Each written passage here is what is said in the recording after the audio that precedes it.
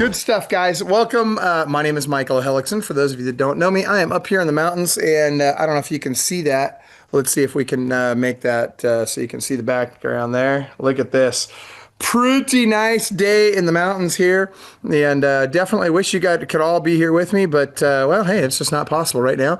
So we're going to rock and roll this on camera. For those of you that don't know me, my claim to fame is I was at one time the #1 real estate agent on planet Earth. And that was for about 5.5 years. And I say that not to brag. I'm saying that because I want you guys to know that when I'm teaching you stuff, you can bank on it. Oh, here we go. Let's see if that's going to work. All right, look at that. Is that going to make it? Almost there. Almost. All right.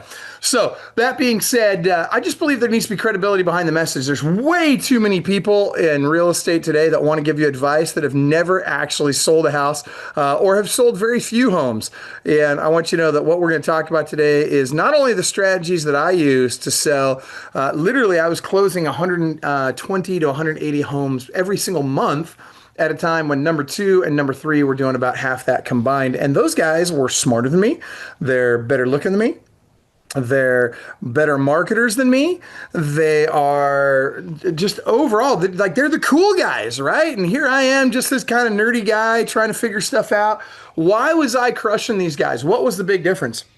And by the way, great guys, really good friends of mine. In fact, you guys might know them, Jay Kinder, Mike Reese, really, really good guys, and they do really, really well today.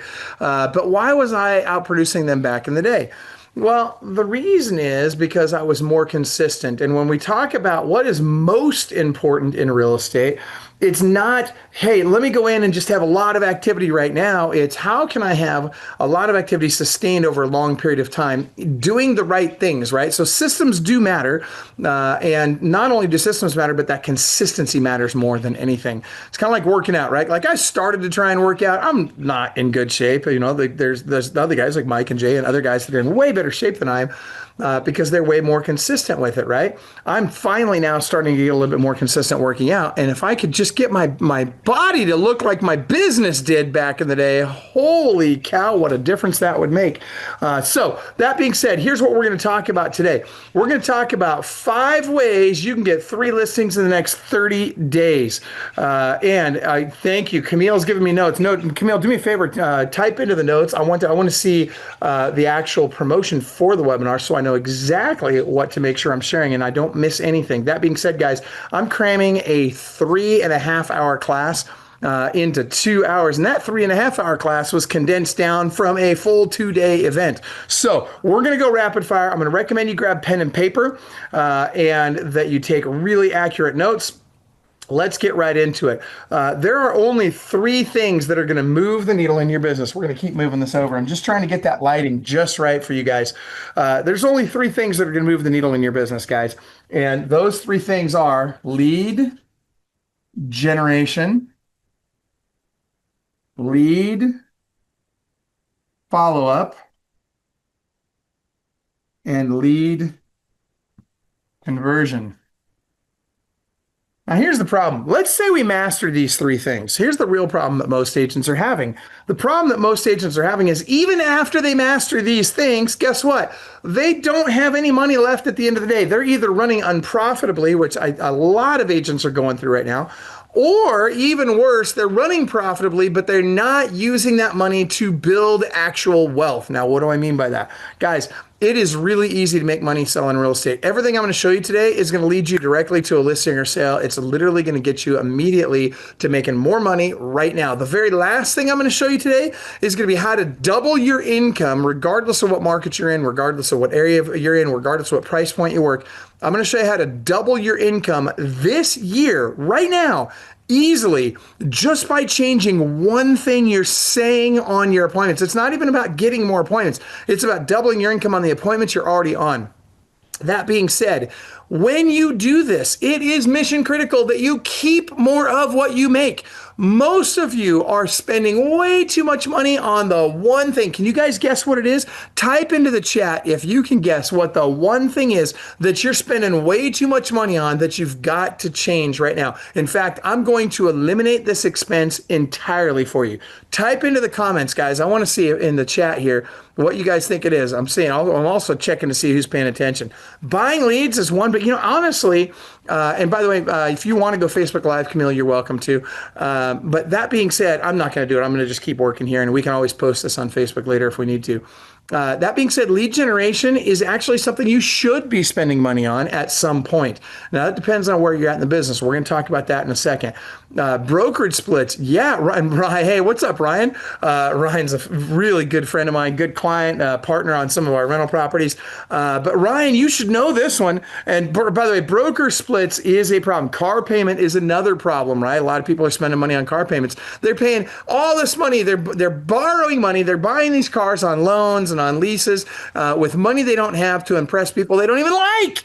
Why would you do that? Yeah, that is part of it, but that's not the one. That's not the big one. You want to know what the single biggest expense that everybody on this webinar has that you guys need to get rid of right now?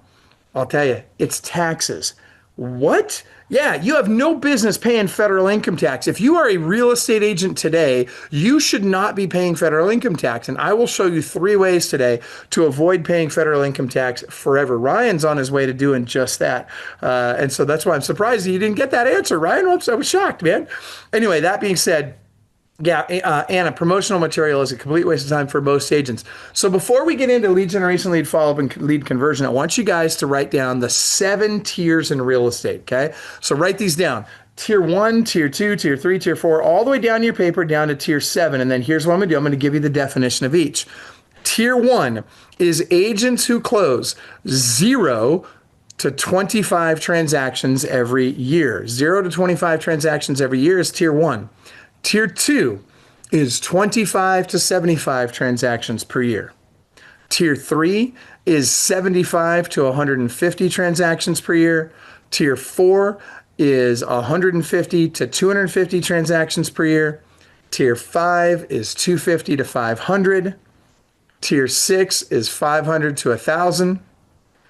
Tier 7 Tier 6 is 500 to 1,000. Tier 7 is 1,000 units per year and more. I was trying to read Ryan's comment while we were doing that. And so I see Camille put that in the chat as well. Ryan said, I should have known, bought 2 properties in the last 9 months, hoping for 1 more this year to wipe out more of my tax burden. Yes. And you should be able to do that, Ryan. You should be able to wipe it all out. All right, now watch this. How you market, where you market, how much you spend on marketing, and how much you spend on other things really does come down to what tier you're in. So I need to know. I want you guys all to type in the chat. And listen, guys, the more transparent you are with me, the more I know about you, the better I can teach you today. So I need everybody to type into the chat. What tier are you in right now? Okay, I want to see who's on the call. And this just will help me because I'm going to tailor the call to the people that are on the call. So I got tier 1s, bunch of tier 1s. Good, keep going. Everybody needs to type this in. I got a bunch of tier 1s, and I got 1 tier 2. Okay, come on, guys, keep typing it in. I got 37 people on the call. Let's get 37 answers in here. Okay, everybody's tier 1. That's going to make my job really easy today, except for Ryan's in tier 2. Let me tell you how real estate works, okay? This is what it looks like based on the tier that you're in, okay? So even though I ended up in tier 7, right? I was the first person I'm aware of to ever get to tier 7. And currently, and that was like 20 years ago. And even today, what do we have? We have last year, 25 teams broke the 1,000 transactions mark. And that's still a lot. That's still a lot of teams, right? I'm actually really impressed with that. Good for those guys. That being said, we all started at tier 1. And so what does tier 1 look like? Tier 1 sucks. Tier 1's a grind. Tier 1 is work, man. It is not easy. And so when you're in tier 1, you're just trying to scrape by, trying to get some deals together, figure out how to pay your mortgage, right? It's really hard. And the problem is there's more bad information than there is good information, right? And so, for the most part, I want you to ignore everything you've ever heard of about how to sell more real estate. I want you to ignore what most people are trying to teach you about selling real estate. Why? Because most of it's bad information. Because a lot of it, especially if it's coming from people that have done a lot of business, they're telling you what they're doing now. And what they're doing in tier 4 and 5, that is not what you need to be doing in tier 1. In fact, you shouldn't even be thinking about that stuff when you're in tier 1. Because if you're too focused on those things, guess what's going to happen? You're going to go broke because you're going to be spending money on things like Zillow leads and Realtor.com and other lead sources that are going to do absolutely no good because the ROI is too low, the cash conversion cycle is too long, and you don't have the money to fund it long enough to start getting some ROI on it. So you need to do other things. And I'm going to show you 5 things today that will get you a listing in the next 30 days. Frankly, if you do all 5, well, let me back up. If you do any one of the 5, then you should be able to get, if you do any one of these 5 for at least 20 hours a week, you should be able to get 3 listings in the next 30 days. Very straightforward, okay? So that being said, the only thing that sucks worse than tier 1 is, guess what? Tier 2. Why does tier 2 suck worse than tier 1? Some of you right now are thinking, you know what? I'd like to build a team someday, right? Some of you are in the process. Ryan's growing his team, right? And as you grow your team, you start to realize that, hey, not only do I have to do my own lead generation, lead follow-up, and lead conversion, but now I got to go out and find, hire, train, and recruit other people on how to do that as well, right? I've got to provide them with the systems, tools, technologies, resources, staff, leads, all the stuff they need to be successful. And all of that costs me time, effort, energy, and money that I have to now take away from my own production. What that means is in tier 2, I'm making less profit than I made in tier 1. And I start to ask myself, is it even worth it? Is this even something I want to do?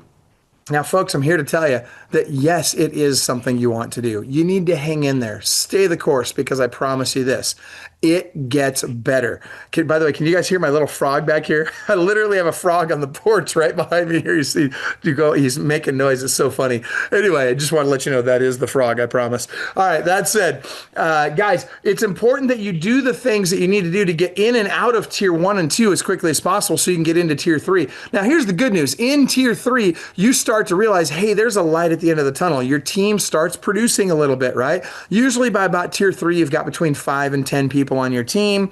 They start to get just a little bit productive, and you're starting to think, man, if I had 20, 25 people on my team, I could make a go of this. I could start being profitable, and I could start getting to the point where my team makes more money than I do. And guess what? That's exactly what it looks like in tier 3. Now, you get into tier 4. Here's the big mistake most people make in tier 4. In tier 4, most people start thinking, hey, you know what? I'm gonna stop producing myself. I'm gonna stop selling real estate myself. I'm gonna count on my team to do all the production, and I'm gonna work on the business instead of working in the business. And here's what happens when they get there. 9 times out of 10, their entire business implodes as soon as they think they're going to do that. Guys, I'm telling you right now, that is the worst thing you can do. Do not try and get out of production until you're in at least tier 5. Now, once I get into tier 5, I'm closing about 350 transactions, maybe 400 transactions a year. Now I can start thinking about pulling out of production, focusing on the business instead of in the business. I can spend more time on recruiting. I've usually got full-time recruiters at this point, so I'm really starting to grow my team, and I'm getting more and more profitable, okay? That's when you start gaining momentum. Here's the big problem in tier 4, and even into tier 5, right? In tiers 4 and 5, people start to really burn out. They've been working hard at it. It took them too long to get there, right? They've been working at it for 10, 15, 20 years before they finally get to that point. And they got no gas in the tank left, right?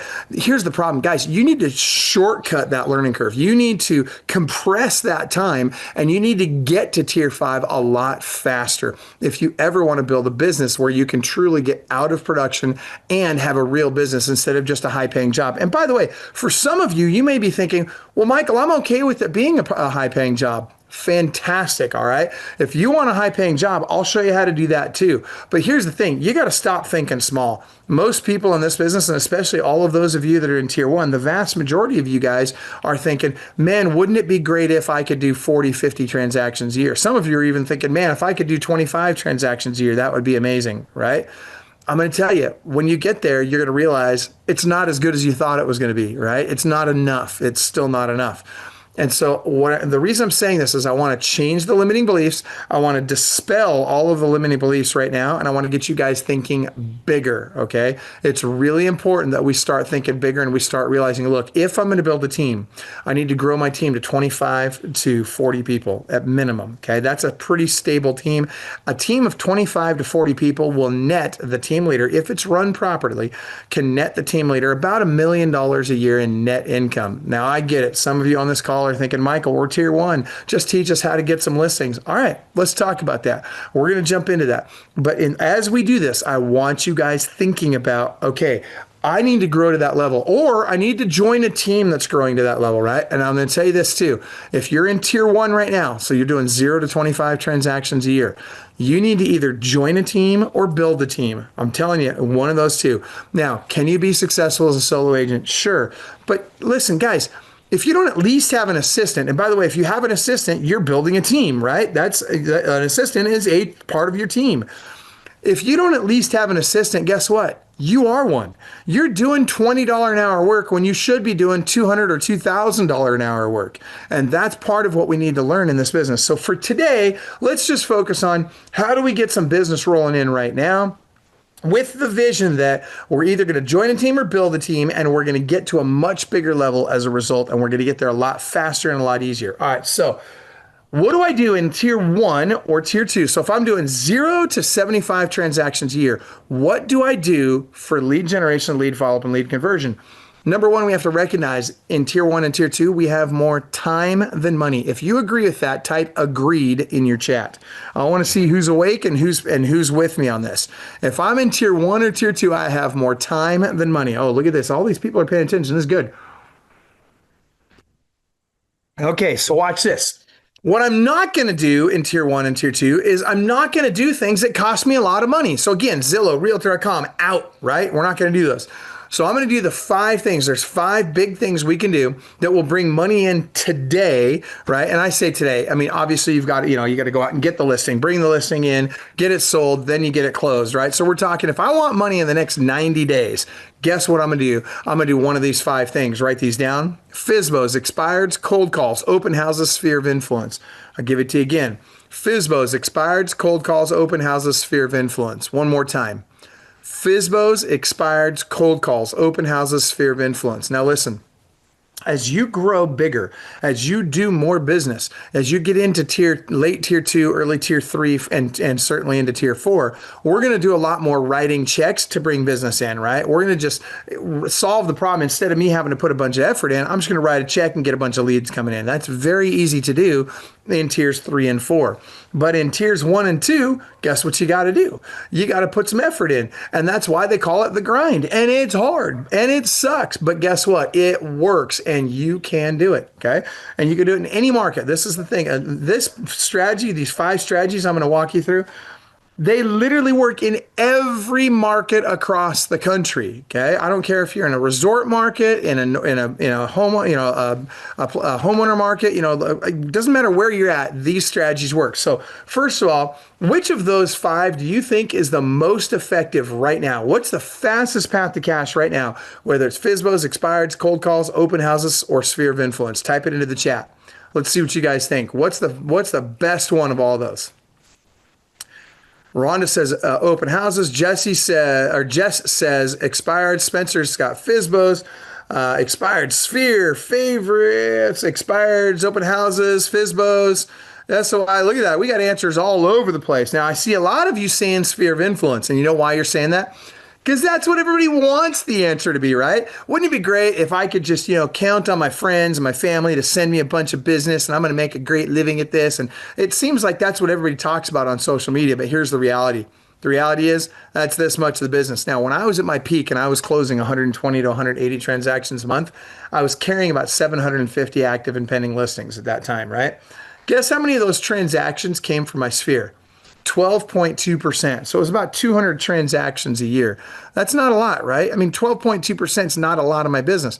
One of the things I want you guys to understand is we need to diversify our lead flow. We need to go out and we need to bring leads in from all these other sources. We need to bring those leads in and we need to turn them into our sphere of influence, okay? This is really, really important, all right? I promise you guys this will make a big difference in your business.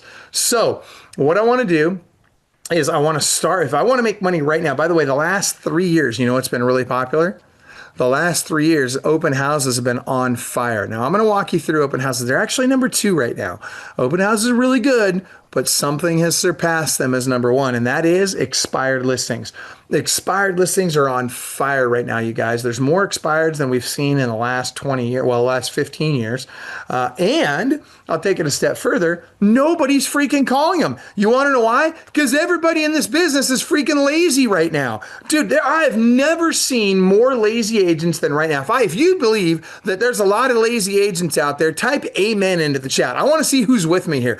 Guys, I'm telling you, everywhere I look, it's lazy agent after lazy agent after lazy agent wanting to point at stuff on TikTok and hoping that's going to bring them business. I got news for you guys. What a freaking joke, okay? That is not reality. Reality is the people that go out there and bust their butts are going to make a ton of money. And let me tell you what's coming. Guys, in the next 12 months, we're going to see another shift in the market. Interest rates are going to come down. Listen, I don't care if you like him, love him, hate him, call him the orange man, the misogynist, the felon. I don't care what you call the guy. I call him our freaking president, Donald J. Trump. And whether you like him or not, what he is doing right now is he's working very hard to fix the economy. And more importantly, he really wants, or I shouldn't say more importantly, but as importantly, he's working really hard to get those interest rates down. Now, he doesn't control that, but he does control who the next Fed chair is. And when that next Fed chair gets put in place, guess what's going to happen? He's going to make a deal with him. He's going to say, hey, look, I'll appoint you if you lower interest rates. But if you don't lower interest rates, I'm not putting you in that chair. Okay. And guys, that's what's going to happen. So when interest rates come down, now he wants them to come down 3%. I don't think that's going to happen. But do I think we're going to see a pretty substantial reduction? Yeah, I think we're going to see a reasonable reduction. And when we do, guess what's going to happen? The market's going to go crazy. The first thing that's going to happen is you're going to open up inventory that hasn't been opened up before. Now, that's going to give us a temporary glut of inventory on the market, but those guys are going to be out looking for houses. So you're going to see a lot more contingent offers coming out, a lot of people buying contingent on the sale of their existing home. You're going to see just a lot of activity in the marketplace. And then when they get low enough, guess what else is going to happen? All of a sudden, boom, first time buyers are going to be able to buy again, right? And so we're going to see that. Once that market opens up, the whole market opens up, okay? So here's the deal. How do you take advantage of that? How do you position yourself to be able to take advantage of that? You got to build your pipeline right now. If you wait 12 months, it's too late. The people that build their pipeline right now, they're going to have this massive pipeline of people that are ready to take action as soon as the market shifts. And when the market shifts, all of a sudden, those transactions are going to start kicking off. Let me tell you, there's never been a better time. There's never been an easier time to be in real estate than right now. You guys are probably thinking it's the hardest time. Well, I will say this. There's an argument to be made that the market is more difficult right now than it has been in the last 20 years. Point being, in fact, here's evidence of that. There are fewer transactions right now than there were in the Great Recession. Fewer transactions right now than there were in the Great Recession. Let that sink in. But here's the great news. We just lost 400,000 real estate agents. Boom, gone. And those are the ones we know about. We don't even know about all the ones that are out there driving Uber right now trying to make ends meet. So guess what that means? There are going to be fewer agents available per transaction that closes, which means that the average agent that hangs in there, same thing that happened during the Great Recession, the ones that hang in there, the ones that build their pipeline during the downtime, guess what? All of a sudden, they're going to not only make it through, but on the other end, they're going to literally double, triple, and quadruple their income.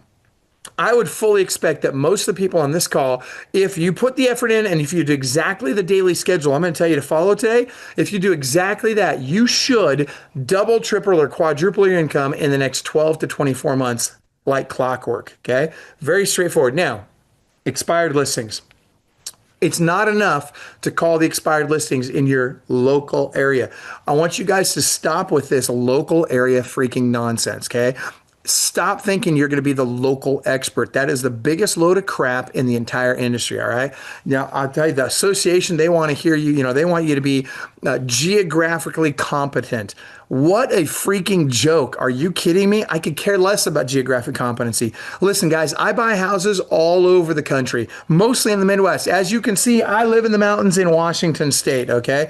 Dude, I'm telling you, I don't even see 99.9% of the properties I buy ever, let alone before I buy them. And so guess what? Does that mean that I don't have, is geographic competency hurting me? No. In fact, I haven't even been to a lot of the places that I've bought homes. In fact, there's someone on the call right now. Ryan is on the call with us right now. Hey, Ryan, you know full well, I never even saw the house that you and I are partners on before we bought the house. Never even saw it. But guess what? I got real estate agents on the ground. I got inspectors on the ground. I got other people there that have seen it for me. Guys, you do not need geographic competency to the level that the NER thinks you do. Here's what I will tell you. If you want to make more money and you want to be able to make money on expired listings, for example, or for sale by owners, one of the things you have to do first is expand your market area.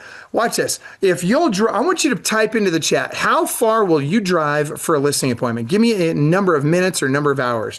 Like 1.5 hour, hour and a half, 2 hours. How far will you drive for a listing appointment? Type it into the chat. I'm curious. I got 1.5 hours, 2.5, or 2 hours.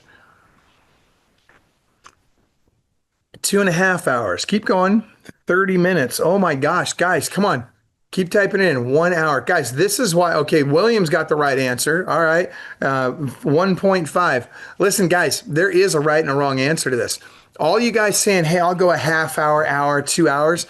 Let me tell you your biggest problem. You're not willing to do what it takes. You want to make more money on listings? Be willing to drive your entire state. In fact, here's the answer. Write this down. I will work there if I'm licensed there. I will work there if I'm licensed there. Guys, I cannot stress this enough. If you want to make more business and make more money, you've got to expand your market area. And here's what's interesting. If you want to make whatever your average sales price in your market, type your average sales price in your market in. I'm going to show you guys this. I'm going to do some math with you real quick here. You're going to like this. Okay.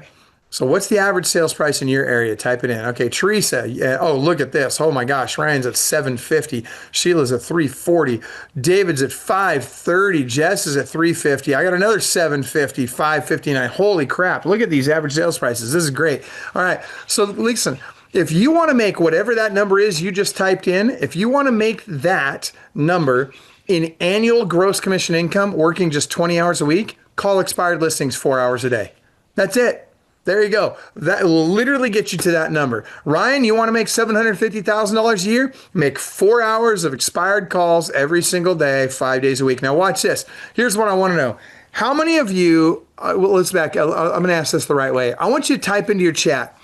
How many hours did you make lead generation calls yesterday, either to FSBOs, expireds, cold calls, or follow-up calls? Okay. Any of that, how many hours did you guys do yesterday? Type it into the chat. 0, 1, and Rhonda's like shaking my head. 2, an hour and a half. Ryan, are you kidding me? 0.5? You're coaching with me. You should know better. Are you kidding me, Ryan? Oh my gosh, I love you, brother, but I'm gonna come and strangle you. David's got 3. Good job, David. Williams got 3. All right, there we go. Was training a new hire. So what? That's like me saying, well, hey, I didn't go to the gym today, or I didn't, make my calls today or whatever because, my mom was in town. Hey, mom, I'll see you at noon, man. Like, come on, guys. Like, you either want success or you don't. And I'll tell you right now, whatever it is that you guys did between 8 and noon yesterday that wasn't making calls, you made a decision to say no to profit. I want you guys to think about that. You said no to be making money, no to success. Training somebody, Ryan, that's something we do after hours. First of all, 80% of that should be in Club Wealth University. It should be automated, right? Second of all, there's no training staff until afternoon or during the huddle, which is at 7:30 to 8, right? Why? Because they should be making calls too. You want to train them? Put them on the freaking phone. Sit next to them. You dial the phone, they dial the phone. You both learn at the same time. That's how you make money, guys. Listen, I'm telling you, I get fired up about this because everybody looks for every excuse in the world to not make the freaking calls. And guess what makes the money? It's making the calls. Nobody wants to do it. Watch this. You want to make more money? Then you got to be willing to do what other agents either can't or won't. And the number one thing agents won't do is pick up the phone. That's it. And I'm telling you guys, those of you that will consistently do it, game over, you'll make the money. Rhonda's like, LOL, I love it. And yeah, Ryan, it is fair. I love you, Ryan. All right, so And by the way, guys, for those of you that don't know, Ryan's in tier two. He's in upper tier two. He's almost tier three. He's like this close to tier three, and he's going to be in tier three here this next year. And so Ryan is one of the bigger producers on the call right now, and I'm going to chew him out. Why? Because guess what? Bigger producers, they want to be chewed out. You know why? Because they need somebody to call them on their BS. Because everybody in your local market is telling you how great you are, and you're saying to yourself, dude, if you only knew like what my back end looked like, if you only knew what my bank account looked like, if you only knew how hard I'm struggling, then you'd probably wouldn't be saying what a great job I'm doing. You'd probably feel sorry for me, right? But that's just reality. All right. So that being said, expireds are huge. So if you all you got to do is 20 hours of expired calls a week, and boom, there's your 750 or whatever the average sales price in your market. That's your GCI. And by the way, it's probably even better than that. All right, now let's talk really quick about open houses. I want to tell you about this because another way, some of you are like, Michael, I just don't want to call FSBOs or expireds or cold calls.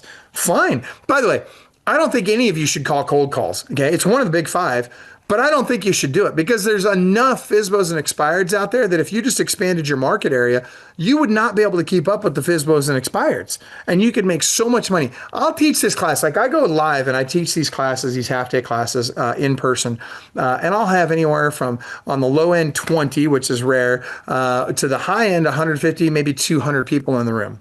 And, you know, it depends on when it is. You know, pre-COVID, it was more. It's been less post-COVID. But I'll tell you this. Everybody in every room, guess what they say? I'm not making expired calls. I always ask, how many of you made expired calls in the last week? I get 0 hands up. Nobody's making the calls. So it's a wide open market. It's easy to do. It's easy to learn the scripting, and it's easy to get the appointments. Now, let's talk, for those of you that are just like, I'm just not going to do that. Great. Okay. Then do open houses. If you want to make the average sales price in your market in annual gross commission income, all you got to do is 8 open houses per month. Write that down. 8 open houses per month. I love that Teresa said, I love expireds. Me too, Teresa. I love expireds too. Mainly because they're so freaking easy, right? They've already raised their hand and said, I want to sell my house. They just had an agent that was either unwilling to be honest with them or couldn't convince them to price it right. That's really what it comes down to. And by the way, guys, if you think it's your marketing that sells houses, I got news for you. Quit patting yourself on the back because your marketing is not what's selling houses. It's price. Okay. It doesn't matter where it's priced, you know, or what the marketing is. It doesn't matter how much effort you put into it. If it's overpriced, it's never going to sell. Likewise, you could be a terrible agent, not do any marketing. And if it's priced right and you put it in the MLS, it's going to sell. Okay. It's really not rocket science. All right. Now, can our marketing help? Sure. All right. But let's talk about open houses. So open houses are on fire. Now, I'm going to give you the strategy. You guys should, I'll type into your chat. Oh, look at that. Rhonda, I love it. She's like, I love open houses. Double dip them like nobody's business. Yeah, baby. I agree. All right, so check this out. I want you guys to type in, how many of you, just yes or no, yes, I'm doing open houses. No, I'm not doing open houses. Type it into your chat. I want to see yes or no. Are you doing open houses? Oh, I got a lot of people doing open houses. Okay. Oh, most of you are. All of you so far are. Good. Okay. Now, I want you to type in, how many people did you get to your last open house? The last time you did an open house, how many people came? Okay, type it into your chat right now. I got 0, 7, 4, 2. Oh my gosh. 2, 3, 8, 6. Ryan, I know you know better. 4. Okay, about 12 to 14. There you go, Rhonda. That's what I'm talking about. All right, so check this out. You should be averaging 45 people to every open house, every one of you, okay? Now, Ryan, you're in coaching with us. You were at our last event, and you did VIP. I want you to go watch Coach Josh's class. Josh Moore did a great class on open houses where he covers exactly what to do to get people there, and he talks about exactly how to convert the people once they're there into clients. Now, this is important because Josh is averaging 45 people to every open house. You guys should get somewhere between 12 and 150 people, or sorry, not 12, 25 and 150 people out to every open house. And here's the system for doing it. Grab a pen, write this down. It's very straightforward, okay? Write this down. Number 1, we got to pick the right house. So we do not do entry-level houses. Why no entry-level houses? Because guess what? If I do entry-level houses, guess what I get? I get entry-level buyers. And I don't want entry-level buyers. I want move-up buyers. That's going to do 2 things. Number 1, it's going to raise my average price point, which means I'm going to be making way more money. Number 2, they got a house to sell. And so now I get 2 bites at that apple instead of 1. And if I'm really smart, instead of just selling their house, what I'm going to do is I'm going to teach them to keep that house house. I'm going to teach them to rent it out. And then instead of them buying one house every 10 to 14 years, I'm going to teach these guys how to buy 1 to 4 houses every single year. Guys, if you just did that with your sphere of influence, if you had, let's say, 10 people buying 1 to 4 houses a year, how would that change your business? How big an impact would that be on your lifestyle? More importantly, think of all the lives you'd be changing in the process. If I could just teach these people how to invest in real estate, buy 1 to 4 houses per year, even if it's just one per year. Think about this, right? Not only are they going to be beating the stock market now, stop putting that money in the stock market. Let's put it into real estate. And not only will they be able to beat the stock market, but they'll be able to now, that because they're buying multiple houses per year, at some point they'll be able to save so much in taxes they won't even be paying taxes anymore. Guys, this is massive. It's huge. And by the way, when you change their lives, guess whose life will also change? Yours as well. Now, we're going to come back to this. If you guys would like, by the way, if you guys want me to teach you how to get people to come to a seminar every week to hear you talk to one-to-many instead of selling one-to-one. If you guys want to learn how to sell one-to-many, type many in the chat, and I'll do that after we get done with open houses. Does anybody want to hear about that? I got a couple of you. Okay, I got a few. Oh, okay. Wow. All right. Well, that's good. I guess we'll talk about it then. It seems like everybody wants to talk about that. So let's finish this first. So 1, I'm going to pick a move-up house. 2, I want to make sure that I'm no more than a half mile to a mile away from a major shopping area, okay? Because again, I need traffic, right? If we're going to get a lot of people to our open house, we got to be in an area where there's lots of people. If I'm doing, rural, South Dakota, I'm probably not going to get a bunch of people to my open house. Get into, Sioux Falls, or get into somewhere where there's actually, some population there, okay? That's really, really important. All right, now, next. I want to make sure that I'm no more than 2 turns off the main road. I got to be able to get them there, and I don't want them getting lost on the way. Now, there's 4 ways. Once we do all this, there's 4 ways that we can drive more traffic that are really effective. Now, there's more than this, but I'm just going to give you the 4 big ones, okay? I'll start with number 4. It's the lowest one. What is number 4?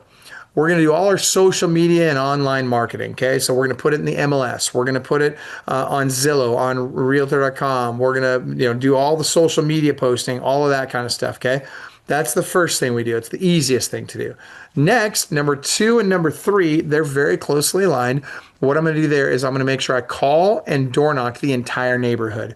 Again, this is the kind of stuff most people don't want to do, but I'll tell you, if you'll do this, we have found, especially in affluent neighborhoods, I should say, at least move up neighborhoods and higher. The higher end of the neighborhood, the more people respect the grind, the more people respect the effort that you put in, and the more likely you are to get the neighbors to list their houses with you, okay? And by the way, you might be thinking to yourself, oh, but Michael, I don't want to farm that area. And by the way, farming is really good. We're not going to go into farming today. There's a great blog post, and maybe Camille, if you could grab this. I don't remember the actual URL for it, but if you go to clubwealth.com/blog, or maybe Camille, if you could go in to our blog and grab the actual blog post for geographic farming, I'd love to post that in here so these guys can grab that. It's a great strategy, but you guys need to understand when it comes to geographic farming, it is a long-term strategy, not a short-term strategy. So it's going to take 8 to 12 months for a geographic farm to start paying off, and that's with consistent effort over 8 to 12 months, all right?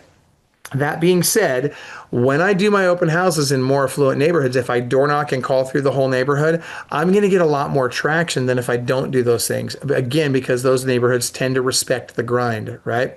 All right, now, the number one thing, what's the number one thing I could do to get more people to my open house? By the way, Camille just put that in the chat for you guys. It's clubwealth.com/real-estate-geo-farming. So there you go. That link is in your chat. Click on that. You can get that blog post. All right. And David, you just nailed it. It's signs. So how many signs did you guys put up at your last open house? Type it into the chat. I want to see how many signs you guys put up last time you did an open house. Oh, Spencer, 20. Look at you. Or, no, was that Spencer? Somebody did 20. I saw 20. I got 5. I got 8. I got 8, 4, 10. Okay. Is that it? Nobody else? Nobody else put any signs up? Come on, guys. How many signs you put up? Everybody type it in. 15 to 18, 4. Average 20 to 30. Melissa, that's good. 20 to 30 is getting a lot closer to where we need to be. Here's my recommendation. Y'all need to do 50 signs per open house no matter what. That's 50. 50 signs per open house. Now, I know what you're thinking. You're thinking, Michael, that's crazy. That doesn't make any sense. That's way too many signs. And what if the city takes my signs? Who freaking cares, first of all, right? What's it going to do? Is it going to hurt your feelings, right? If they take your signs, who cares, right? I mean, at the end of the day, guys, think about this. Any problem I can write a check for isn't a problem. It's an expense. Now I want you to think about that again. I'm going to say it again. Any problem I can write a check for isn't a problem. It's an expense. All I got to do is write a check. I solve the problem, right? Okay, sorry. I just had to take a drink there. All right, so check this out. End of the day, even if they take my signs, let's say that I put up 50 signs and it costs me $5 per sign, right? Which, by the way, for the corrugated signs, we don't need sandwich boards or A boards or whatever you call them in your market. You don't need those, right? You can have a couple of those at the house, but all over the neighborhood, just use the corrugated signs with a stake, okay? Really simple. Now, those are about $5 a sign.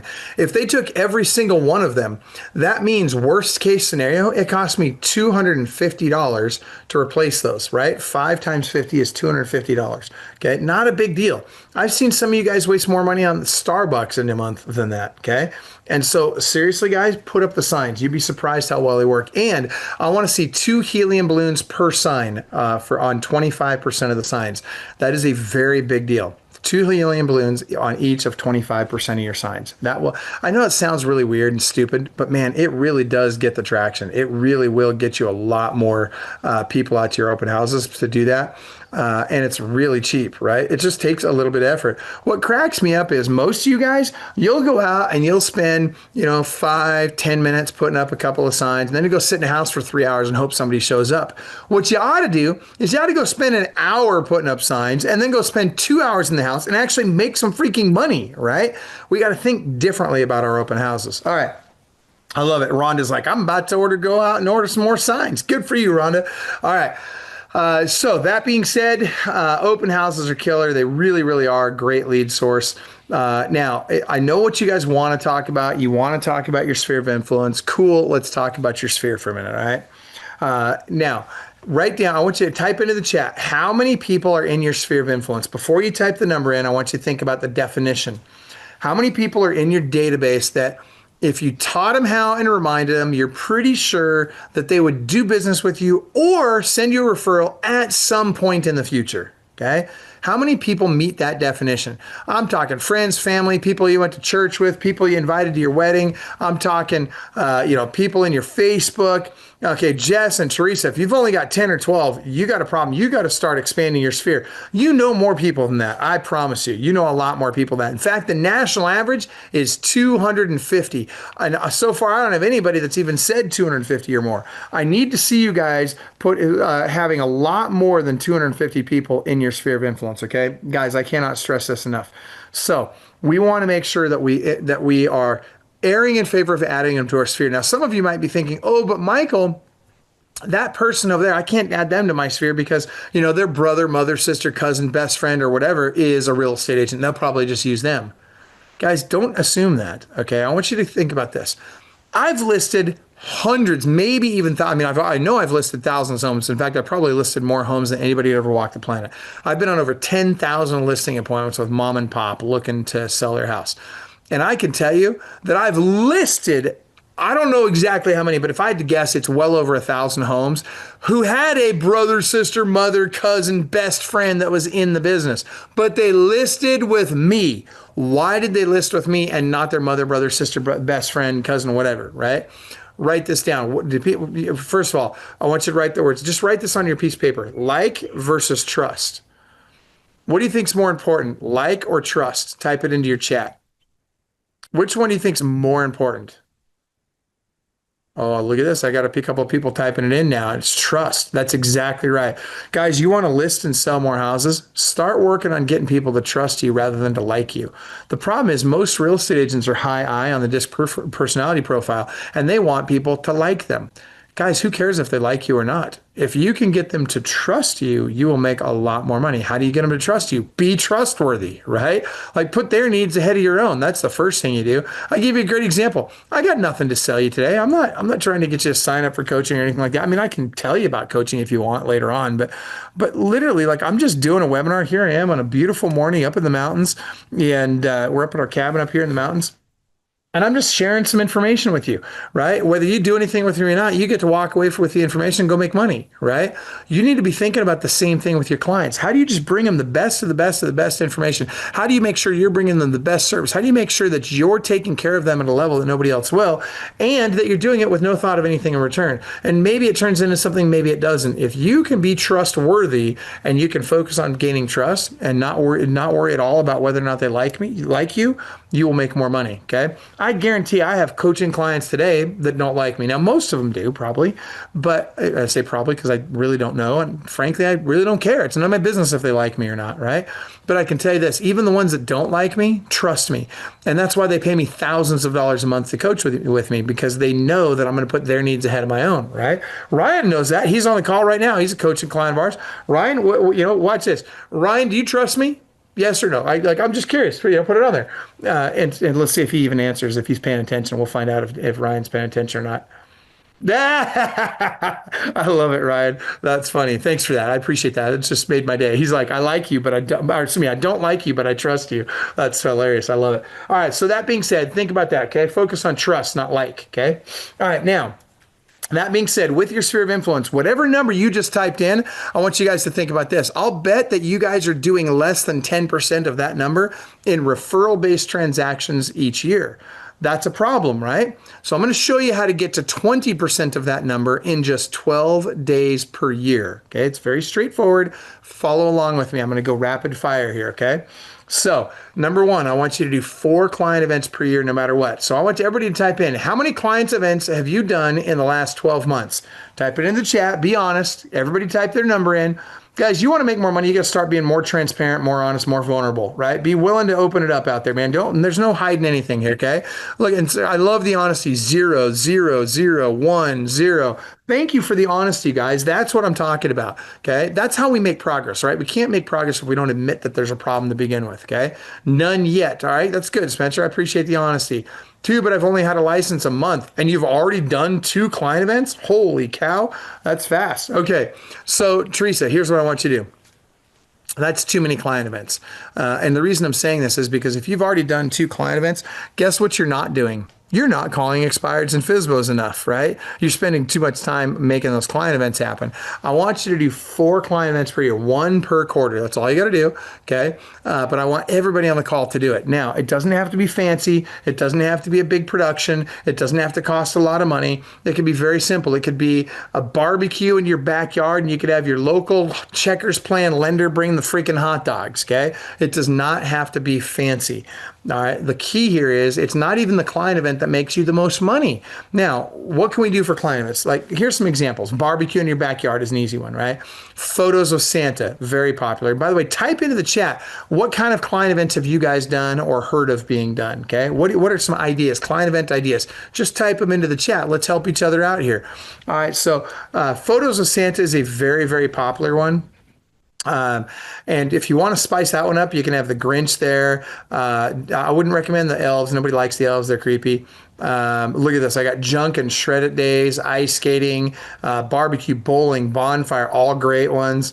I've got, and by the way, if you're just doing a random, hey, I'm going to throw it out there to all my friends that want to come over for a bonfire, that's fine, Teresa, and you can do those more frequently.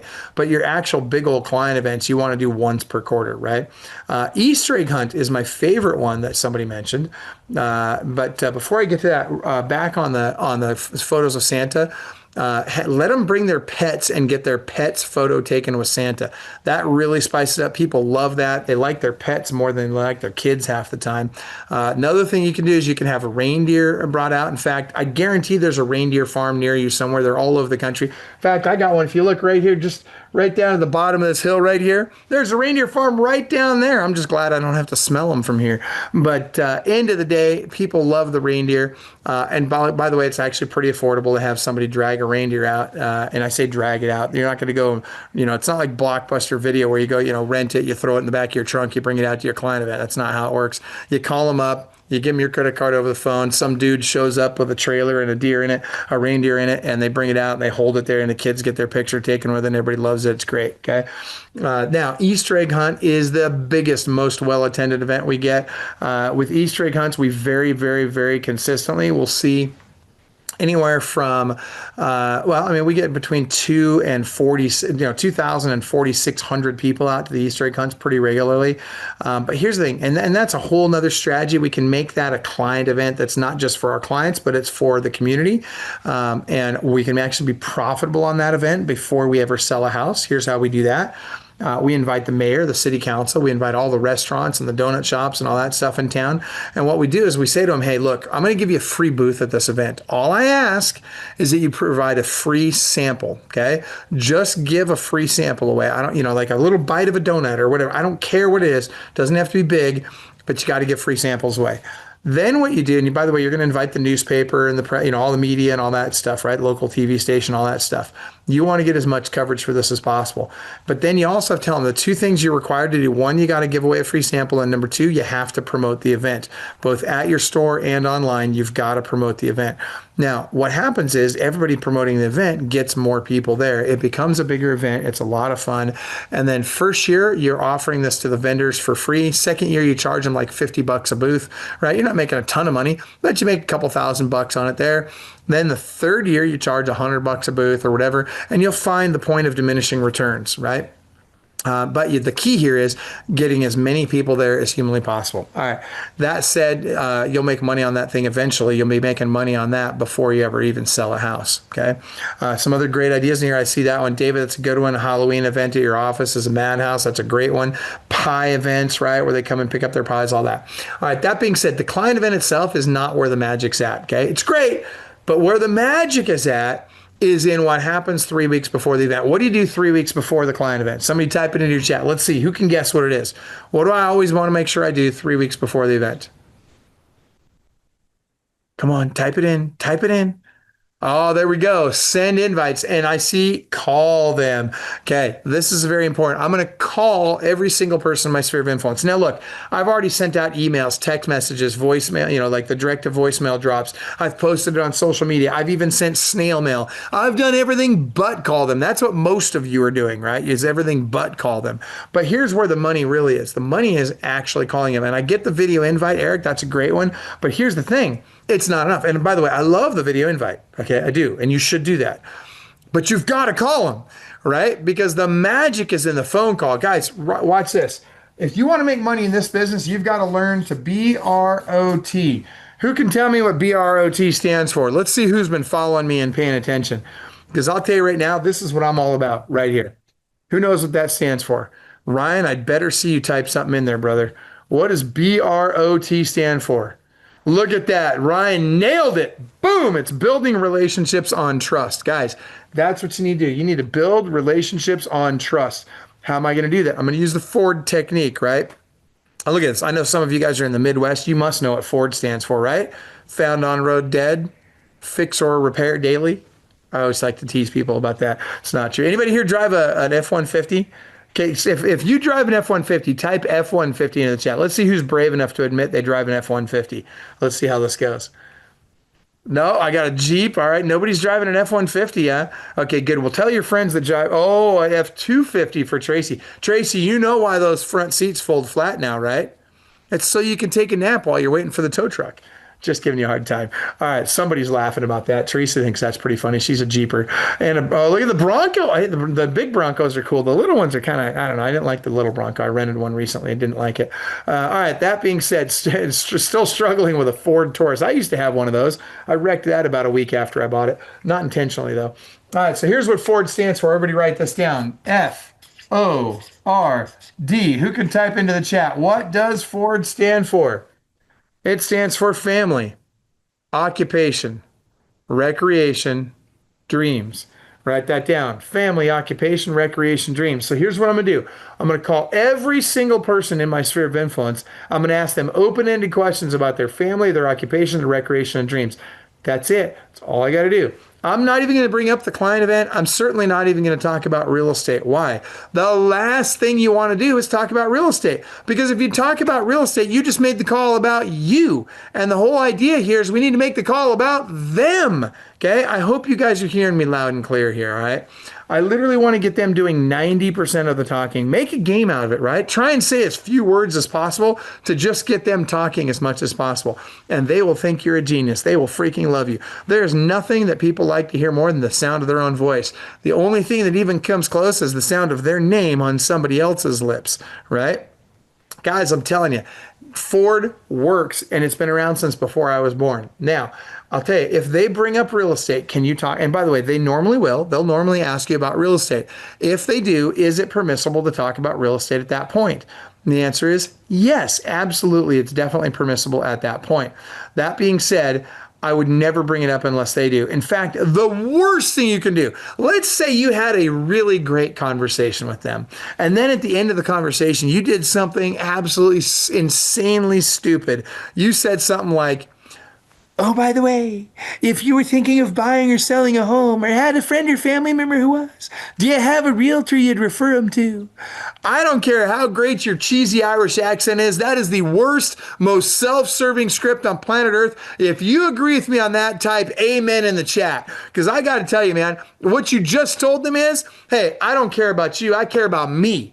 Guys, that is terrible. Stop that nonsense, all right? I can't even believe that's still being taught out there. Worse yet, I can't believe there's people that still believe it and still do it, because you're literally pushing everybody away and telling everybody, hey, I'm more important than you. That's terrible. Stop that. All right. Now, that being said, you can, once they bring up real estate, if they bring up real estate, you can verbally vomit real estate all over them. But here's the thing. Don't ever ask people for referrals unless you've earned the right to ask for referrals. Remember, the formula is, write this down, give, ask, receive. Give, ask, receive. So when you give to people, you give them enough, guess what? You'll earn the right to ask. And when you've earned the right to ask, then you will likely receive. But if you do it in any other order, guess what? You're not going to win. Okay, it doesn't work in any other order. So if you really want to win, you got to play the long game. You got to put their needs ahead of your own. Okay. All right. Now, there is a saying, people don't care what you know until they know that you, finish that sentence for me, guys, in the chat. People don't care what you know until they know that you, what? Care. That's right. That is absolutely true. And what's the best way to show somebody that you care? It's very straightforward. Actually care. It's amazing that when you actually care, people, they can tell. Watch this. Hey, Ryan, do you think that I care about you? I'd love to see Ryan's comment. Ryan, could you type that in the chat? Do you think I care about you? Dude, and look at that, with an exclamation point. He's like, yeah. Guys, I literally, honestly, sometimes I care way more about my clients than they care about me or themselves even at times, right?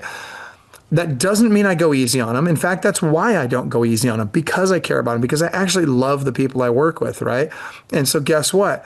I'm honest with them. I go the extra mile for them. I'll work hard for them. I will tell them things that they need to hear, even when it might cost me the opportunity to do business with them, because guess what? It's what's best for them in that moment. It's what they need to hear in that moment. I'm going to be honest with them before, and I'm going to put honesty with them, and I'm going to put their needs ahead of my desire to get their business every time. And that costs me business from time to time, right? Is that okay? Absolutely. You know why? Because I can go to bed at night, I can look at my wife and kids, and I can go to bed at night knowing, hey, I did the right thing today. I was the kind of man that God wants me to be today. And guess what? That's way more important than making a bunch of money. And by the way, what's interesting is when you do that, you tend to make a bunch of money, right? It's weird how that happens. When you stop caring about the money, when you stop worrying about the money, and you just treat people the way I'm talking about, the money just follows. You just start making money. It's crazy how that works. Anyway, that being said, that's important. So 3 weeks before the event, I'm going to make all these calls to every single person in my sphere. Then the week after the event, I'm going to call the entire sphere of influence again. I'm going to tell them, the ones that showed up, I'm going to say, hey, it was great to see you. I'm sorry we didn't get to spend more time together. Let's make sure we spend more time at the next one. Won't that be great? Awesome. That's it. That's the conversation for the people that show up. The people that did not show up, what I do not want you to do is I do not want you to try and create FOMO. I hear this a lot. Oh, Michael, we should try and make them like they missed out, or tell them, oh, well, sorry we missed you, blah blah. No, okay? Don't do that, because again, it's about you at that point, okay? Don't make it about you. Here's instead what I want you to do. I want you to call all of them up. And I want you to tell the ones that did not show up. And all I want you to say is the following. Write this down, okay? Write this down in your notes, not just in the chat here, but on your piece of paper. Write down, I just wanted you to know I was thinking about you. I just wanted you to know I was thinking about you. I just wanted you to know I was thinking about you. That's it. That's all you need to do. And I will promise you this. If you will do that, you will get more business than you ever dreamed of, because guess what? You're going to be connecting with people, and you're going to be actually building relationships on trust. Building relationships on trust is way more important than going for the close every single time at every single moment. Okay. When you do that, they're going to trust you, because they're going to realize that, hey, look, you know what? Ryan just called me up because he cares about me. William or Rhonda or whoever just called me up because they care about me. And that's what matters more to people. Okay. Remember, they're only thinking about buying or selling a home every 10 to 14 years. So truth be told, best you can hope for with most of your clients, most of the time, is to get a referral out of them, right? Well, who do you think they're more likely to refer? They're going to refer the person they trust. Okay. All right. So there you go. That's it. Now let's move to follow-up. Okay. And by the way, lead generation is awesome. Oh, hey, let me do this. I don't have time to give you the whole list, but would you guys like a list of, say, 17 of my favorite lead sources? If you want the list, type in list in the chat. If you guys want to get a list of a bunch of my favorite lead sources. Okay. All right. I got a few people typing it in. Oh, I got some exclamations on that one. Okay. All right. Rhonda's like, dude, she's all into this. She's like, get me the freaking list, bro. All right. So here we go. Tell you what I'm going to do. Everybody grab your cell phone right now. I'm going to show you how to get the list, okay? I want you to text the words Club Wealth, 2 words, capital C, capital W, 2 words, Club Wealth. Text that to the following number. And if you could type it into the chat for me there, Camille, that'd be great. It's 727-287-5993, okay? There you go. Send the words Club Wealth to that note. Camille, you're so fast. You're on top of this. I appreciate it. It's in the chat for those of you that want to see it in the chat. Send the words Club Wealth to that number, and I'm going to send you, if you do it right now while the webinar is live, what I'll do is I'll actually send you 31 of my favorite lead sources. We update this list about every year. We update the list. What's interesting is the top 10 sources never change. They're always at the top of the list. They might move from 1 to 4 to 3 to whatever, but they're always at the top. The top 10 are always the top 10. Then you start seeing changes after that. But that being said, grab the list. And then the other thing I want you to do is when you guys call expireds and FSBOs and cold calls and follow-up calls, stop using your cell phone, okay? Because you're going to get spammed out. And what that means is, if you do that enough, the carriers are going to think you're spamming people, right? Because you're doing too many dials with short talk times, right? And so they'll literally mark you as, so when somebody looks at the caller ID, it'll say spam likely. We want to avoid letting that happen. So how do we avoid having that happen? We use a dialer. The one I like is called Prospect Boss. There's lots of great ones out there. You can use Follow Boss has a good dialer. Lofty has a good dialer. There's lots of great dialers out there. But what I want you guys to do is I want you to use a dialer. And I'm going to give you a 14-day free trial for Prospect Boss. And by the way, they don't pay me. I don't get money when you sign up for them or anything like that. What happens, I will say this, they do give me a free platform, so I get to use their dialer for free. But if I don't tell them this, but I'd pay for it if I had to, okay? So I'm saying please don't tell them that, because I like the fact that Gary gives it to me for free. And I've got 35 to 45 people every day that are calling on that dialer. And what that dialer does is it makes sure that we're not showing up as spam likely. And worse yet, you know what happens with a lot of people is you're probably getting ghosted. And what that means is you're going to call people and you hear it ring on your end, but it's not ringing on their end. That's the carrier blocking that call, and they're doing this just to screw with telemarketers, right? But here's the problem. The problem is you don't even know it. Now, I'll tell you, once you start using a dialer, you'll see your contact numbers, right? So if I make 100 phone calls, I'll see my number of contacts go up by 30% when I use a dialer versus when I don't use a dialer. Now, that doesn't mean I'm going to get 30 out of 100 to pick up the phone. That just means I'm going to get 30% more than I normally get are going to answer the phone now. But here's the deal, that 30%, that's big money, okay? That means more conversations per hour, right? Which means more dollars per hour, which means more dollars at the end of the year. Okay. All right. So that being said, use the dialer, give it a shot. They'll give you a 14-day free trial. Okay. So and it's a great product. All right.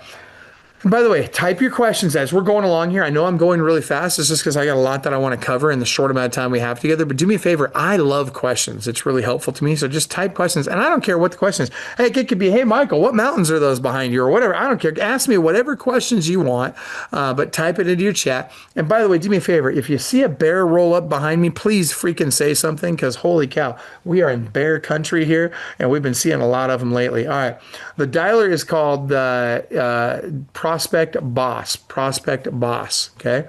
Tons of numbers on the DNC list. Okay. Matthew, what dialer have you been using that you're running into the DNC list? I'm curious.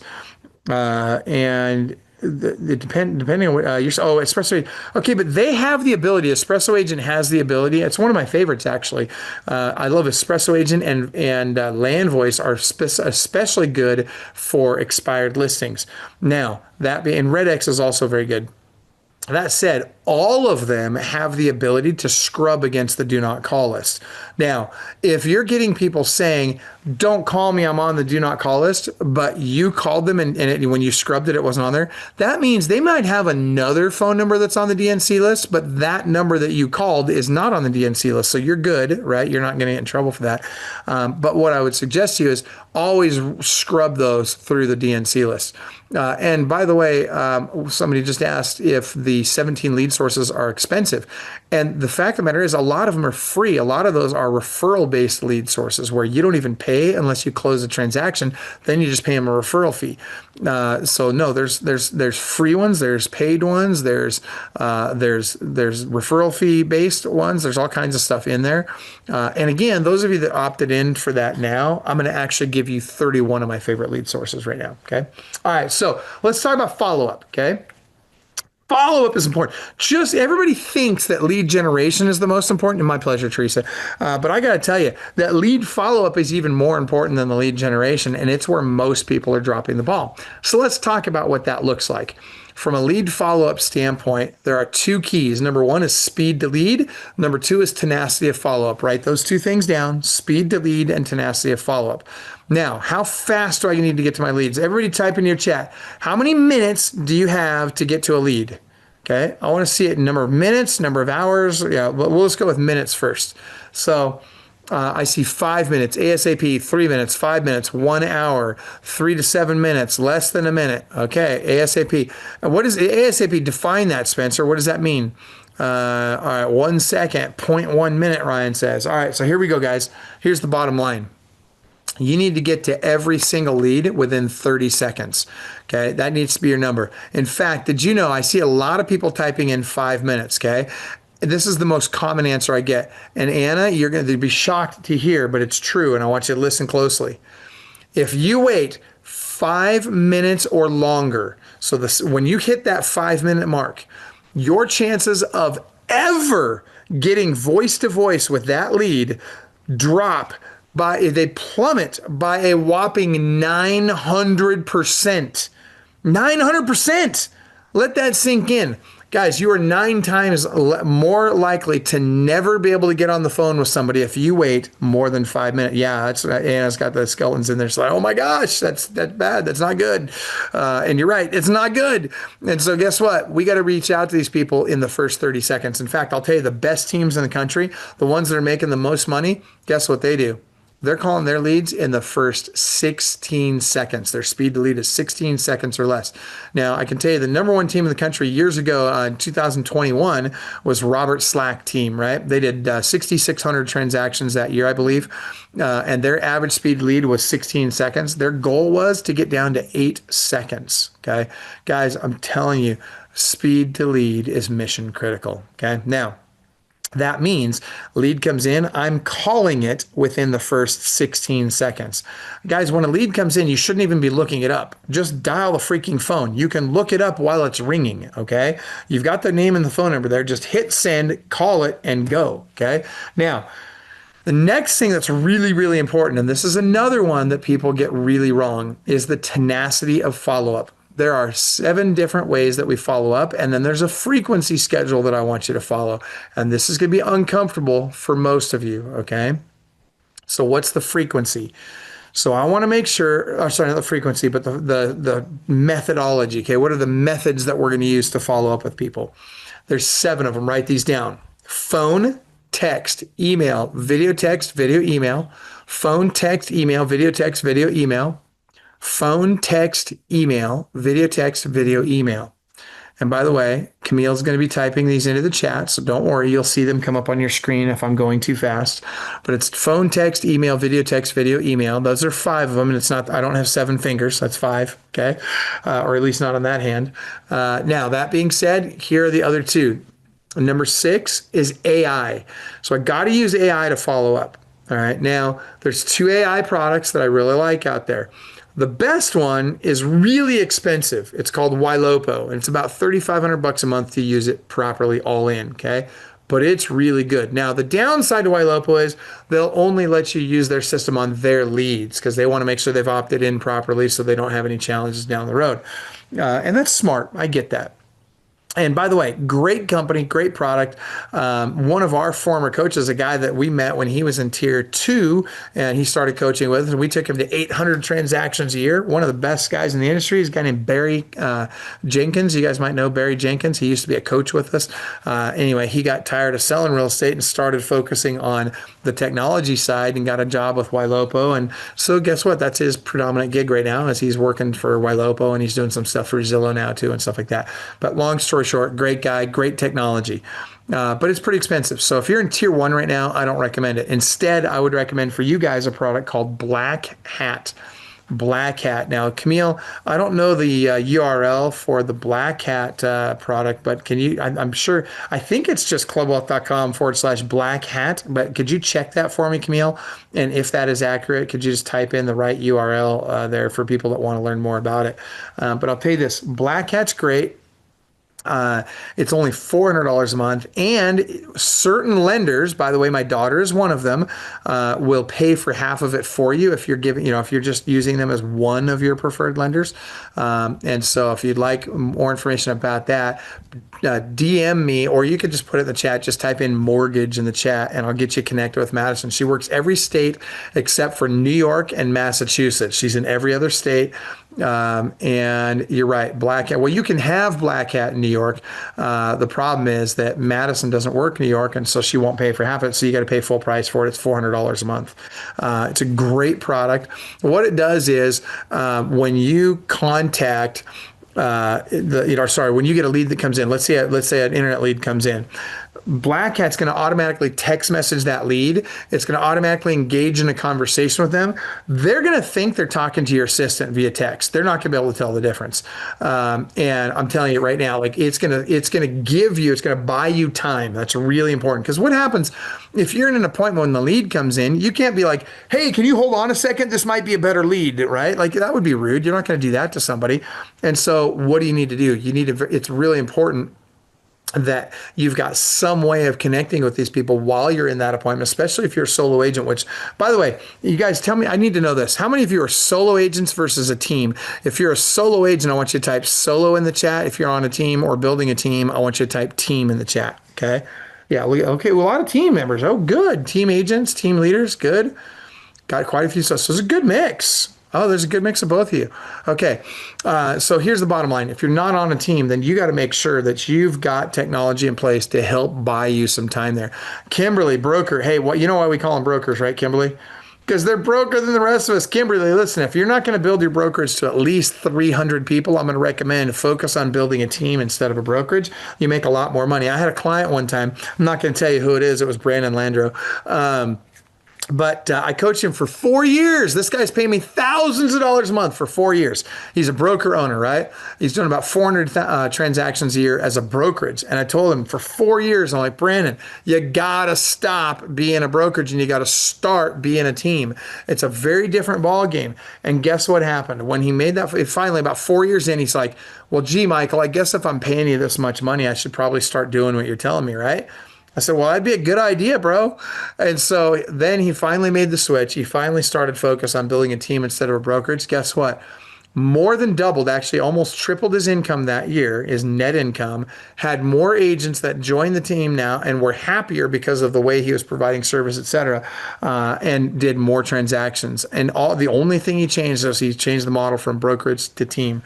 So that being said, I just recommend anybody that's going to build a brokerage, you got to build to at least 300 people in the brokerage, or it's just you're going to go broke. So, okay. Oh, it's turkeys. I'm like, we were talking about bears earlier. I thought there was bears behind me just now. It's actually, there's turkeys down there. You guys want to see the turkeys? Check this out. Welcome to my life. You see the turkeys down there eating their little, yeah, anyway.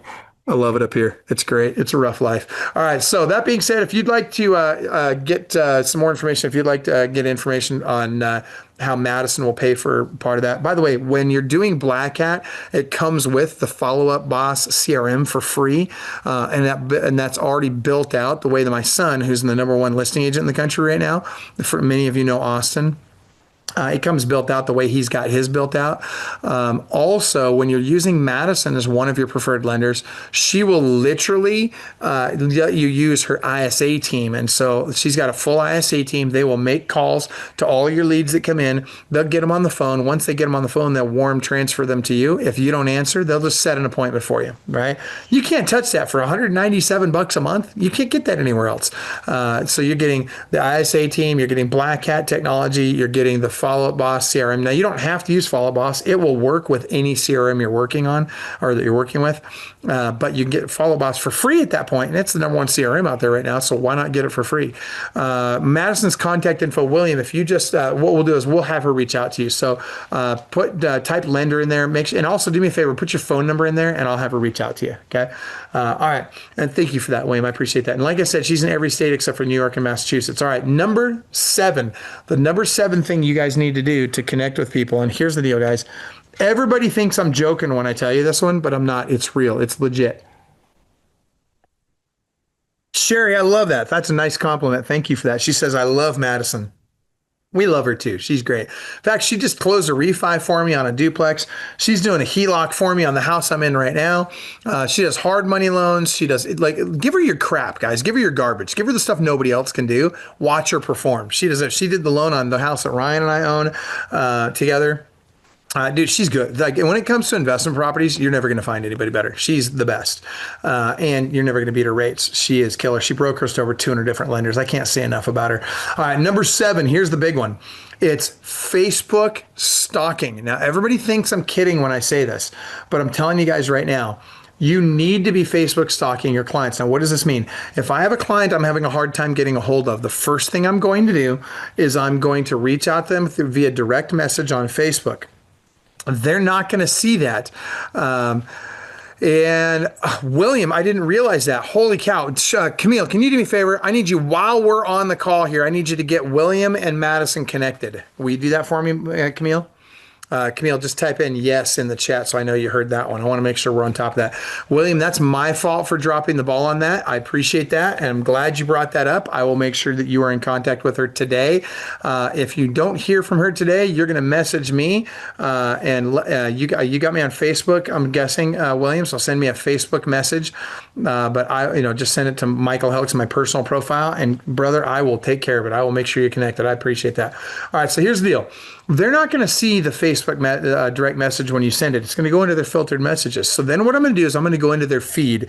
I'm going to find a spot where they've been communicating back and forth with somebody, and I'm going to hit reply to one of their comments. This is mission freaking critical. Now, in my comment, now what I'm going to say is, by the way, when I reply, it's going to tag them in my comment. And so now in my comment, I'm going to say, hey, Susie, it's Michael. I've been trying to reach you. Here's my phone number. By the way, I sent you a direct message. Check your filtered messages. It probably went in there. Now, do you think that Susie's going to call me? The answer is absolutely not. There's no freaking way she's going to call me. What she will do is she's going to go into her filtered messages and she's going to find my direct message I sent her. Now, here's what's interesting. When she opens that up, what is Facebook going to think? Facebook's going to think that we know each other. And so it's going to start feeding her just a little bit of my content. Not a lot, just a little bit. Now, here's why this is important. People need 7 to 10 touches with you before they'll even remember your name. This process we just went through is going to give us 5 or 6 of those touches. And the next time I call her, guess what she's going to say? She's going to be like, oh, you're that guy from Facebook, aren't you? Yes, I am, right? Now there's a connection. Now she can start putting a face to name. Now it seems a lot more real because I've connected with her in multiple different ways over a period of time. Guys, I'm telling you, you want to build trust with people, make sure they see you everywhere. We want to be omnipresent, right? So think about this. When the United States of America goes in, they say, hey, we're gonna go invade Baghdad, right? Guys, did they go in with a couple of dudes in a Humvee? No, man. They go shock and awe, man. They're land, air, and sea. They're going to hit you in every freaking way they can. Dude, it's the American way, man. We're going to roll in there hard and heavy, and we're going to overwhelm you, right? Guess what? That's exactly what you need to do with your leads. I want shock and awe.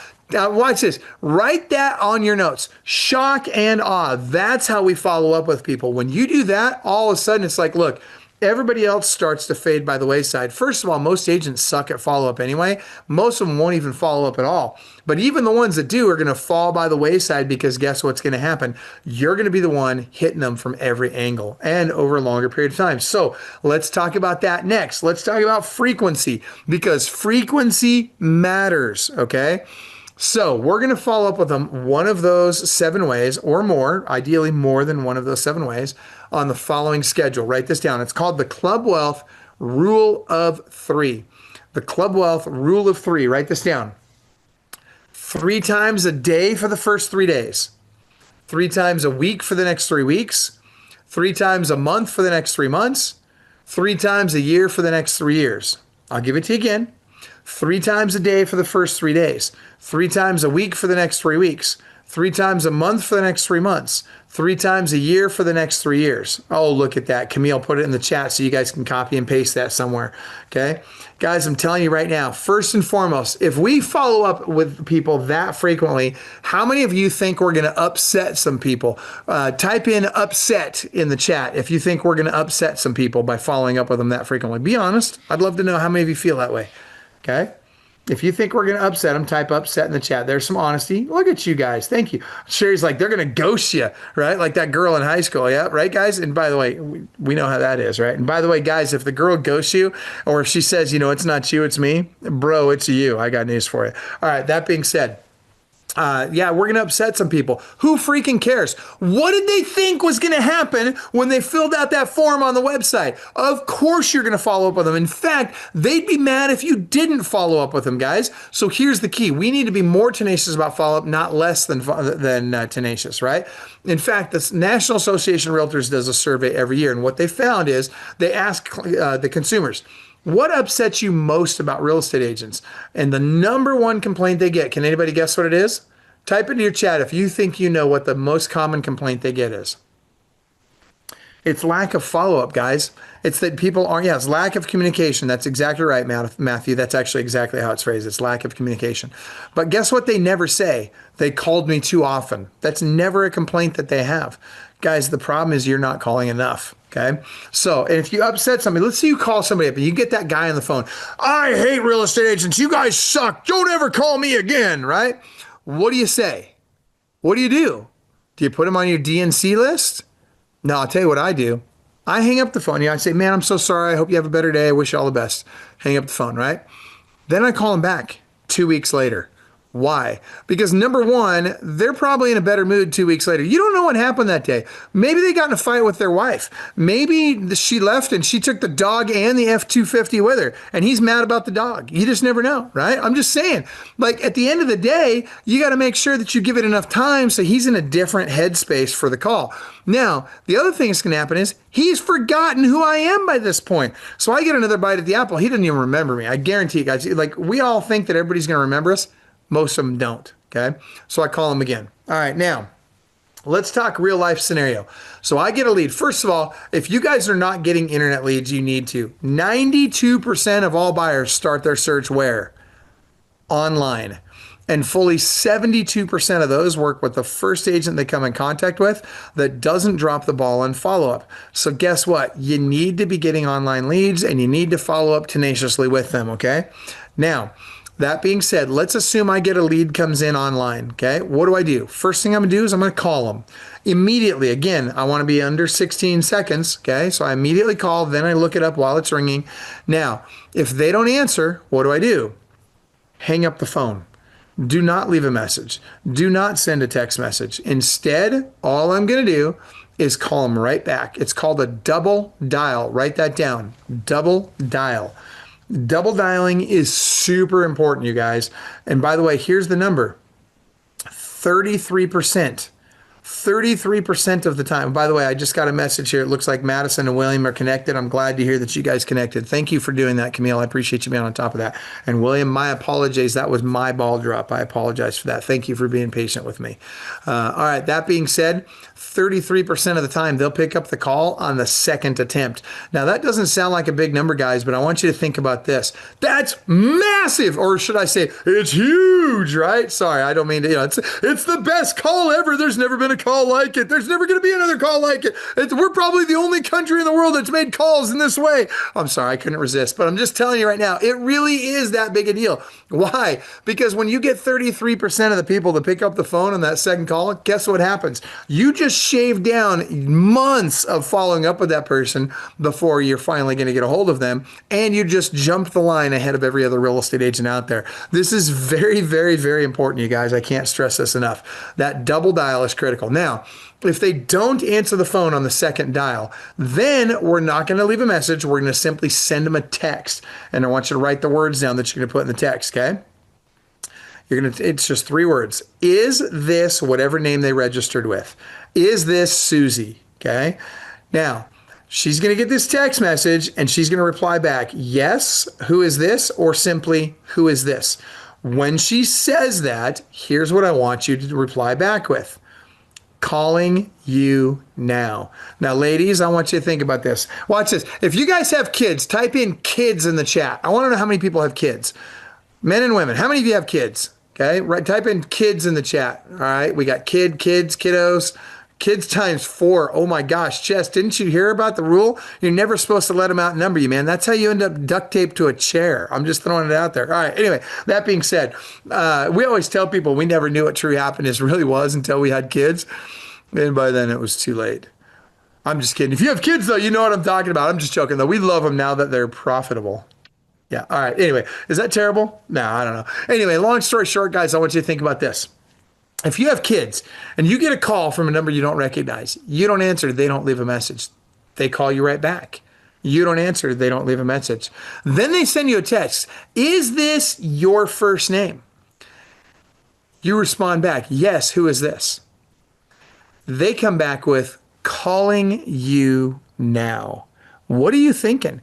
You're probably thinking, look, one of my kids is either in jail or the hospital, depending on which kid it is, right? Dude, I'm telling you, like, this is like, they're going to find a way to answer the phone at this point. In fact, 82% of the people will pick up the phone at that point. Guys, again, this is huge money to you, all right? It is such a big deal. And yes, Melissa, I agree with you. There's nothing better than profitable children. Gotta love it. Man, I've been supporting you all my life. It's your turn. You could support me, baby. All right, anyway, yeah, I love profitable kids. And by the way, I'm gonna throw a little parenting advice out there. A couple of things. Number one, you want to screw up your kids? 2 best ways to screw up kids. Give them money or solve their problems for them. 2 best ways to screw up your kids.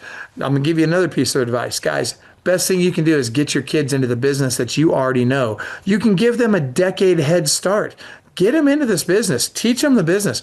You'd be surprised how well they do. My kids are doing way better in this business than I ever did at their age. I mean, they are literally a decade ahead of where I was in my career. And I ended up being the number one agent in the country 20 years into my career. How fast do you think Austin's going to do that? Right? You just wait. By the time he's at his 10-year mark, he'll be the number one agent in the country. Dude, if he chooses to be, I mean, I don't know if he's going to be that motivated or not, if he's going to decide to do that or not, but on his current pace, for sure he'll do it. Guys, get your kids into the business. You can help them make a ton of money. I tell you what, I love it. Just like my 12-year-old has 4 years of landscaping experience thanks to his dad. Fantastic. I'd also get him in there. I'd have him putting stamps on envelopes and on your newsletters and, labeling stuff and all that. And my kids, Austin started making phone calls. He was making phone calls for Club Wealth to real estate agents when he was 14 years old. By 17, he was my number one sales guy at Club Wealth. Pretty good, right? But guys, this is what happens. Don't be afraid to put your kids to work, man. And a lot of people are like, yeah, he's expensive. I bet he is. Here's the thing. People are afraid. They're like, oh, I want my kids to be able to experience childhood. I want them to be able to have a great childhood. Listen, dude, my kids have had a great childhood. And you know what? They've also learned how to make money and they've learned how to be self-sufficient. I'll tell you what, the best gift you can give your kids, besides making sure that, whatever your religion you're in, making sure they're following the gospel and they're living a gospel-centered life. Besides that, and besides the love that you need to be showing them, the next biggest thing that you can do for your kids is teach them how to be self-sufficient. Okay. You got to teach them how to think for themselves and build for themselves. All right. That being said, that's our process. Okay. Really, really important. By the way, before I forget, Camille's reminding me, I would have forgot this. I'm glad you brought this up. I'm going to keep going here and we're going to talk about taxes in a minute here. What do we got? I got just enough time for this. I'm going to teach you guys how to literally save and not have to pay any federal income tax. And I'm going to show you how to double the income in your business without having to go out and list another house. Those are the next two things I'm going to teach you. Before I do, I want to tell you really quick, we've got an event coming up in September. It's called our Business Strategy Mastermind Conference, okay? Now, is my internet connection okay? It looks like looks like I might be hesitating just a little bit. If you guys are able to hear me okay, type into the chat, scale of 1 to 10. How's my internet connection? Okay, we're still good. Okay, good. All right. So check this out. This event we have coming up, it's called our Business Strategy Mastermind Conference. It's in San Antonio, Texas. I'm telling you, you guys need to come to the event. This will be the best event you'll ever attend in real estate. I promise you. And guys, I was actually, based on the numbers in the industry, I thought we were going to be way, way, way down on attendees at this event. Turns out we've actually got a good number of attendees coming to this event, way more than I thought we were going to have. In fact, almost 100 more than I thought we were going to have. That's a big deal. And so here's the deal. If you want a ticket to the event, if you want to be able to come and rub shoulders with the best of the best, you want to spend 2 days going to different breakout sessions on literally all the topics you want to learn about, taught by the people that are the best at that topic in the country, then you need to go to clubwealth.com/BSM. Clubwealth.com/BSM. Go there right now. Camille, how do they get the discount? Because right now it's supposed to be $9.97 on our website, but I want to make sure they can get it I want to give them the discount to $4.97 because they're on this webinar. Camille, can you open up your microphone and tell me what that looks like? How do we make that happen? They can reach us out to our help desk, clubwealthhelp.com. Okay, so then what we're going to do is as soon as we're done on this call, I want you guys to go to clubwealthhelp.com and they'll give you the discounted price. So you don't have to pay the $9.97. Is that right, Camille? Yes, sir. Okay. All right. So we'll make that happen. Whenever I teach live, I like to offer that incentive to people when I'm teaching live. Guys, I'm not going to spend a lot of time telling you about the event. I'm just going to tell you right now, you need to be there. Okay. I promise it'll be the best event you'll ever attend in this business. And by the way, if you don't agree, if you get to the event and for some reason at the end of day one, you don't think it's the best event you've ever been to, and you're not convinced that you're going to make at least an extra $100,000 in the next 12 months as a direct result of having been at that event, then I'll tell you what I'm going to do. That I won't just give you your money back. I'll give you, just dropped my pen. I will give you double your money back, and I'll refund you for your hotel room, and I will buy you a first class ticket back home, and I will get you a limo from the airport to your house. But you got to leave right then. You can't stay for day two. Guess how many people have ever asked me for their money back? Zero. And I even mentioned at the end of day one from the main stage. Nobody ever asked me for their money back. Why? Because it's that good. Guys, you need to get out of your local market. You need to get out of your brand. You need to be going and getting to know people from other brokerages for all around the country, all around the US, Canada. We even have people that have businesses in Portugal there. Guys, I'm telling you, you need to be at this event. You need to see what everybody else is doing and build those relationships, learn from these people. And I'm telling you, that next $1 million idea, it's at that event. I guarantee you. It's there. It's waiting for you. Ryan, if you could do me a favor, and anybody else that's been to our events, if you guys could just do me a favor, could you just type into the chat, what it is about our events? Like if you've been to our events, do you like them? Would you go again? Do you recommend other people go? And by the way, Camille was reminding me too, for those of you that want to go deep on artificial intelligence, if you really want to learn about AI, each different time slot at the event, we have different classes on different topics. There'll be 3 to 5 different classes at every moment at the event. Now, one of those tracks, we have an entire track. So every single breakout session, there will be at least one class on artificial intelligence and how to actually use it in your business to streamline things and get more listings and more buyers under contract right now. Guys, come to the event, I promise. And yeah, Phil was one of them. Yeah, it was great. Ryan says I'll be coming. It's my 7th Club Wealth event, 8 if you count Mastermind in Paradise. Which, by the way, I'm leaving this afternoon. I'm leaving this beautiful mountains. I'll be in Hawaii tonight, Ryan. I'll be thinking about you, brother.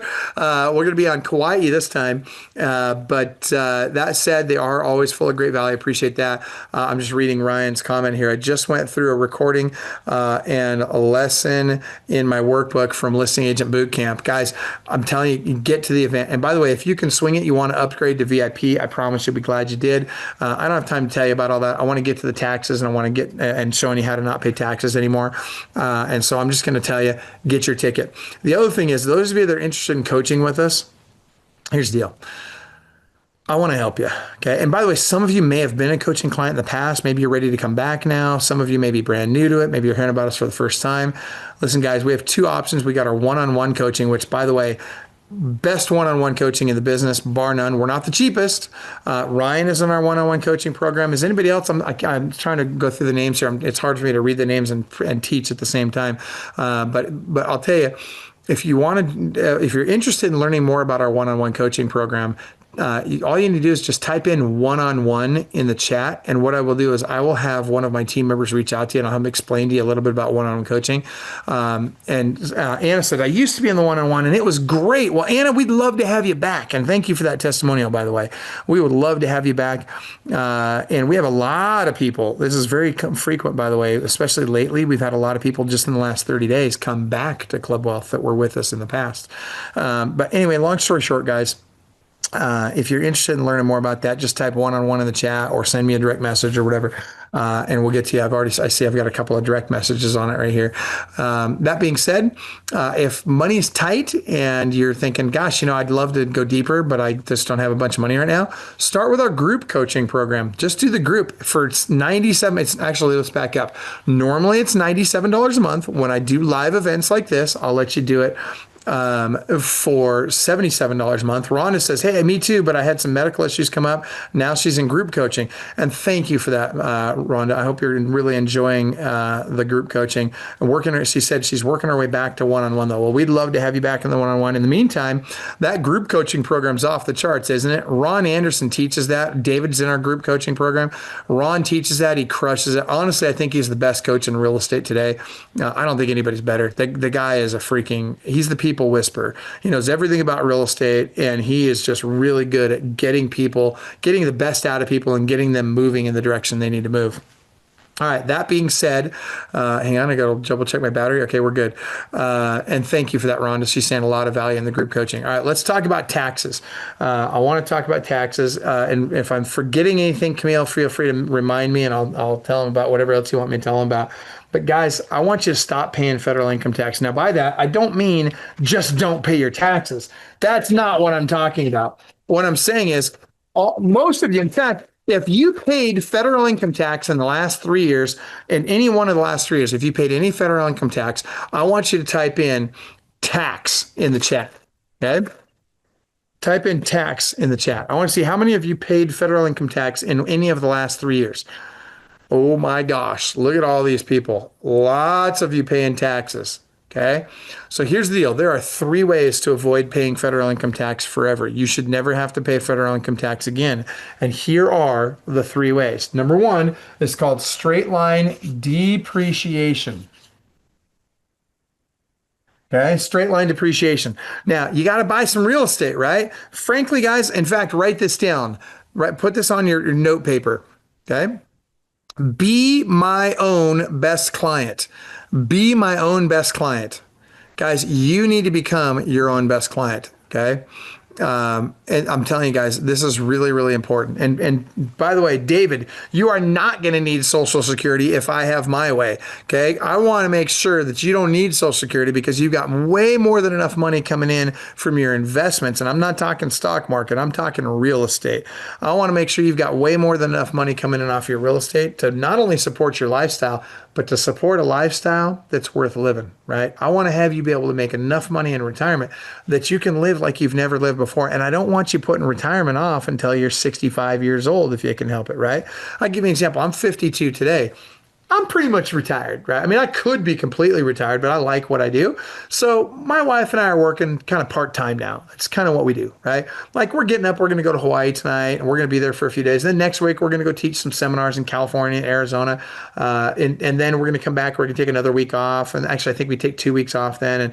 But my point is, that I want you to be in the position where you can choose your lifestyle. Depreciation is going to help you do it because watch this. If you could take all the money you've paid in taxes over the last 3 years and get it back, and instead just take that money and put it into real estate investing, how much better off would you be? Right? That's exactly what I want to do. I want to help you do that. And so here's what we're going to do. Depreciation's an easy one. If I buy a house for $500,000, the land value of that house is going to be $100,000. The improvement value is going to be about $400,000. And what I get is I get a deduction on that 400. The 100, they're not going to give me a deduction there. But on the $400,000, I get a deduction there. And what I mean by this is literally every single year, because I bought this one house, I'm going to get to save $6,000 to $7,000 in money I would have paid to taxes. Now that doesn't sound like a lot, but if I've got a $60,000 tax bill, if I had 10 of these houses, I don't have to pay taxes anymore, right? Well, that's one way. But it gets even better. And here's what it is. Well, again, like him, love him, hate him, call him the orange man, the felon, misogynist, whatever you want to call the guy. I'm calling him Donald J. Trump, the guy that makes me even richer. And here's why. Because during COVID, here's what happened. You guys, during COVID, Donald knew, look, we're about to have a real economic crisis in America if we don't do something fast. And so what he said was, look, I got to stimulate the real estate market. How am I going to stimulate that, though, without causing a downstream foreclosure crisis, right? Because what I don't want to do is I don't want everybody and their brother to go out and buy investment properties. And then all of a sudden, you got the guy that's behind the counter at 7-Eleven's got 4 rental properties, has no idea what he's doing with it. And all of a sudden now we end up with a big foreclosure crisis down the road. So what he said was, well, why don't we incentivize real estate professionals? Why don't we incentivize the real estate agents, the appraisers, the full-time investors? Why don't we incentivize those guys? Because they already know what they're doing, right? When they invest in real estate, they're more likely not to end up in foreclosure. So let's give them a better shot. And what he did was he implemented something called accelerated or bonus depreciation. You see, what happens is with straight line depreciation, I have to divide that $400,000 by 27 and a half years. So what that means is I get to take that as a deduction on my taxes over a 27 and a half year period, right?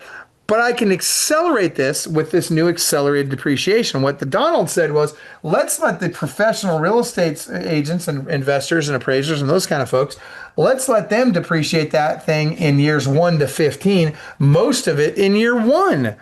Why would they do that? Because now you're going to take a bigger deduction sooner. And if you understand the time value of money, that means something to you, okay? And so now I can, instead of saving $6,000 to $7,000 a year for 27 and a half years, I can save $65,000 to $75,000 year 1. And then in the years 2 through 5, I'm saving about 17,000, just over 17,000. And in years 6 through 15, I'm saving another, call it 12,000. And then it goes down very, very low from there. But my point is, I get to front load that depreciation, and that saves me a ton of money. So I can buy one of these houses and I can immediately offset 65 to $75,000 year one.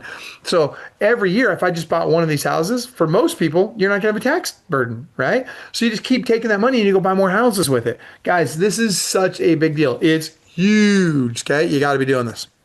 All right, now watch this. If I could get all of the money that you spent in taxes in the last 3 years, if I could get that back for you, who would consider, even just consider coaching with me for a year? If I could get you all of that money back, if you would even just consider it, type in coach in the chat. I want to know how many of you, if I could get you all that money back you've paid in taxes in the last 3 years, would even consider coaching with me. Oh, now we're talking. Okay, I got some people typing coach in now.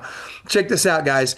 I will get you that money back, or at least most of it, if not all of it. And here's the thing. Did you know that you can go back and amend your tax returns and we can go get that money back from the last couple of years? So what I'll do, and by the way, I have to preface this with, I'm not a CPA. I'm not an attorney. This is for entertainment purposes only. Okay. I'm just a rich guy that's got really good CPAs and attorneys that have taught me this over the years and that have helped me do this for my own self over the years.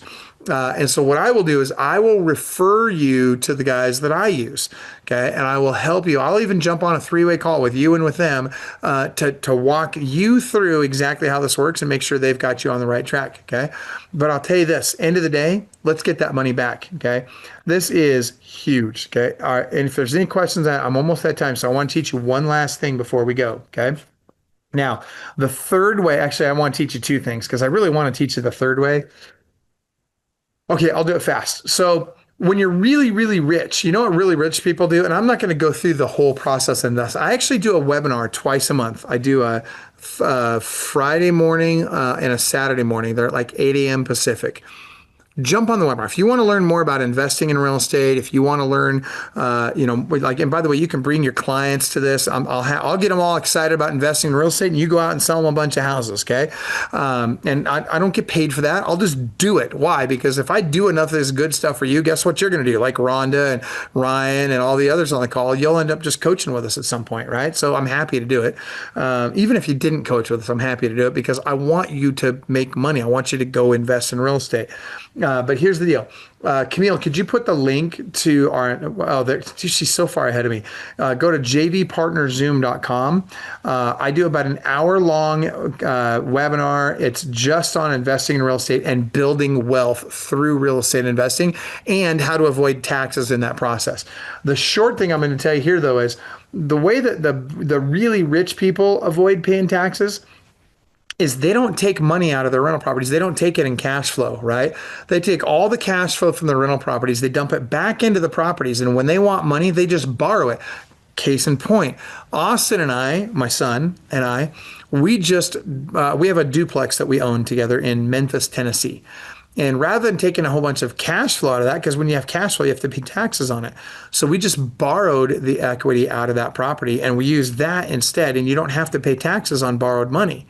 So guys, think about this. There's lots and lots of ways to take advantage of the system, but what you have to understand is you're either taking advantage of it or you're being taken advantage of it, right? I'll give you a great example. Probably the smartest thing I've ever heard said in any presidential debate was the debate between Hillary Clinton and Donald Trump. And Hillary said, well, you're a crook because you don't pay taxes. And Donald said, no, I'm not a crook. That just makes me smart because I'm taking advantage of the system that you and your people put in place. And by the way, if you don't like it, don't hate the player, hate the game. Change the rules, but you won't change the rules because you and all your donors are doing the same exact thing I'm doing. They're taking advantage of the system as well. Guys, this system isn't changing. So you have got to figure out how to take advantage of it so that you don't pay taxes either. And I'll teach you how to do that. All right, now the last thing I'm going to teach you, this is, if all you get out today is this one thing, hang on. If all you get out today is this one thing, I promise you it will make today worth your time. You are going to absolutely, this is going to change your business. I'm going to teach you how to double your commissions. Okay. So let's just say on a typical, let's say, what's a typical house? Let's say a typical let's just use $500,000. Okay. If I'm on a $500,000 house, most agents in your market, they're going to probably be making like 2.5% on that deal. And by the way, I'm not a real estate agent, right? So I can talk commissions. You guys can't talk commissions amongst yourselves. but I can. I can get away with it because I don't sell real estate anymore. And so, what's 2.5%? Type in your chat. Somebody do the math for me. What's 2.5% of 500,000? Should be, what is that? 12.5? Is that right? Is that 12,500? Can somebody check my math and type that into the chat for me? You can use, even an iPhone should be able to get the math right. Come on, guys. Anybody got that for me? What's the math? 2.5% of 500,000. Okay, nobody's got a calculator. You guys are all on iPhones. You're still trying to find the calculator app. Any Android users out there? Okay, there we go. 12.5. Good. All right. So $12,500. I just want to make sure that my head math was correct. All right, now watch this. Instead of making 12.5, wouldn't you rather make $25,000? If you'd like to make $25,000 instead of 12.5 and have your clients love you for it, type in heck yes in the chat. Okay. Here's the deal. I'm going to teach you how to do this if I get enough of these. Let's see who I got. Yes, but just a yes. Well, there's some heck yeses with some exclamations. All right, watch this. You know, the problem is most of you guys are telling your clients what you charge. Stop telling your clients what you charge. Instead, and when I say that, you guys are probably thinking, but Michael, don't they have to know what they're paying me? Yes, they do. But the problem is when you go in and you say, hey, look, it's going to cost you X% for me to list your house. That's an ultimatum. Basically, what you're saying is if you don't pay me at least X%, I won't work for you. Okay. That's a problem. People hate ultimatums. You just back them into a corner. Let's not back them into a corner. Instead, what I want you to do is I want you to give them options. I started doing what I'm going to show you now when I was in high school. I started selling real estate when I was in high school. Got my license. I turned 18 in January, got my license in March, and I was the top agent, the top listing agent in my office by June. And the reason why is I was using this system that nobody, even today, most people don't use it. It's starting to catch on in real estate because so many of my clients started to use it. But I'll tell you that when you use this system, it gets really, really, really easy to get people to work with you and to trust you right off the bat. So draw this on your paper, okay? Everybody grab a piece of paper, draw that on. Now, I want you to write down basic, standard, premium. Basic, standard, and premium. Guys, this is life changing, okay? Now, above basic, there's three menus that we use in our business, right? Recruiting, buyer, and seller menus, okay? Right now, I'm only going to tell you about the seller menu. All I want you to do, we're just going to rapid fire through this. Above basic, I want you to put down what is the lowest commission you would ever charge somebody? And by the way, we're talking listing side only. We don't care about buyer side. If the buyer agent wants to get a commission, they can ask for it as part of the agreement, right? They're going to have a buyer agency agreement. They can ask for it as part of the purchase and sale agreement, okay? Now, for the listing side only, what is the lowest amount that you would ever list somebody's house for? Like if you don't pay me that, I'm not even putting it in the MLS, okay? Put that above basic. Skip over to premium.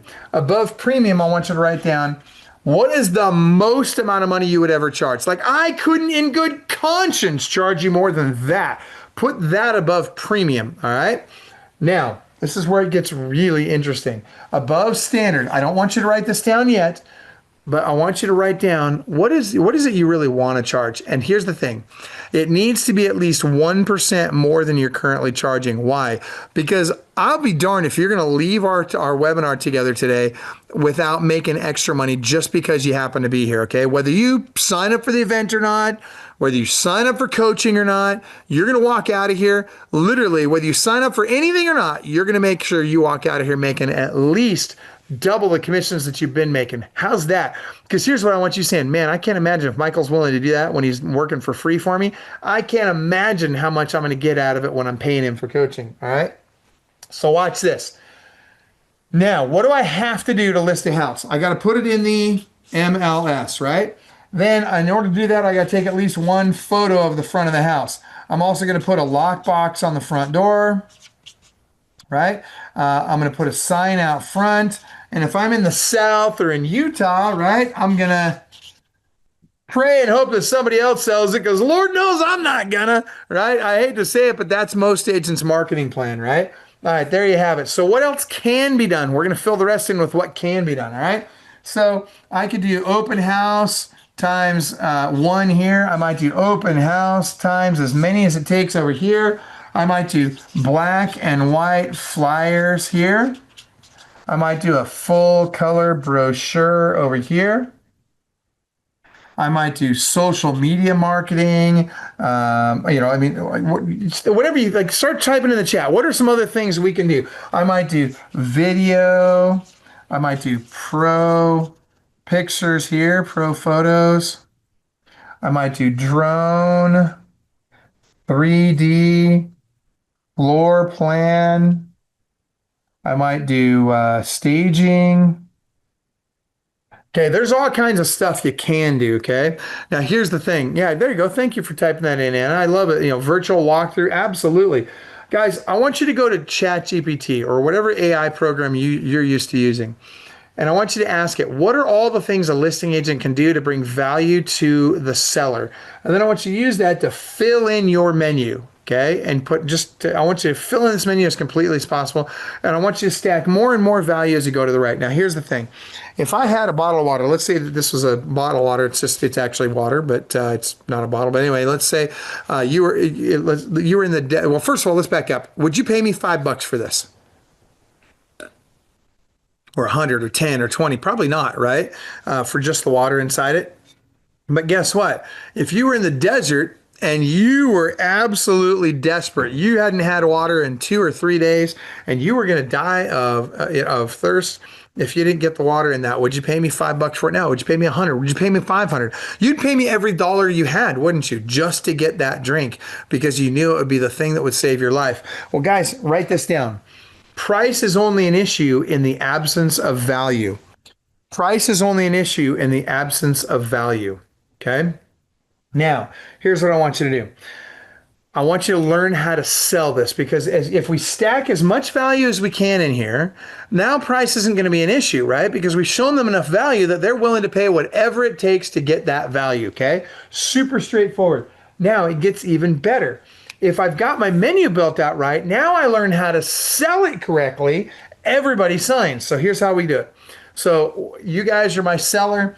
I'm going to say your name is Susie. Okay. So Susie is our seller. So Susie, I love your house.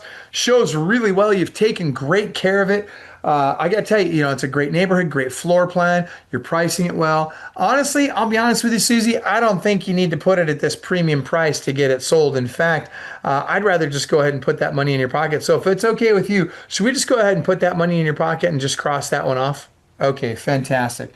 And you'll see what I'm doing. I'm nodding my head and then I use my red pen to cross it off, right? This is all intentional, okay?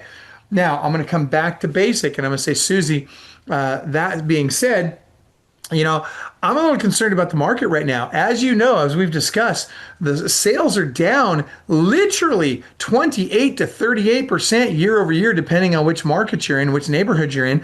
And I'm just concerned that this basic plan isn't going to be enough to get you top dollar for your home in the least amount of time with the least amount of headache to you. So if it's okay with you, should we just go ahead and cross that one off as well? Fantastic. All right, we'll cross that one off with our red pen as well. Then I switch to my blue pen. Well, Susie, that leaves us with our standard plan. This is the plan right here that all my clients, just like you, go with. This is the plan that's going to get you the most amount of money in the least amount of time with the least amount of headache to you. Won't that be great?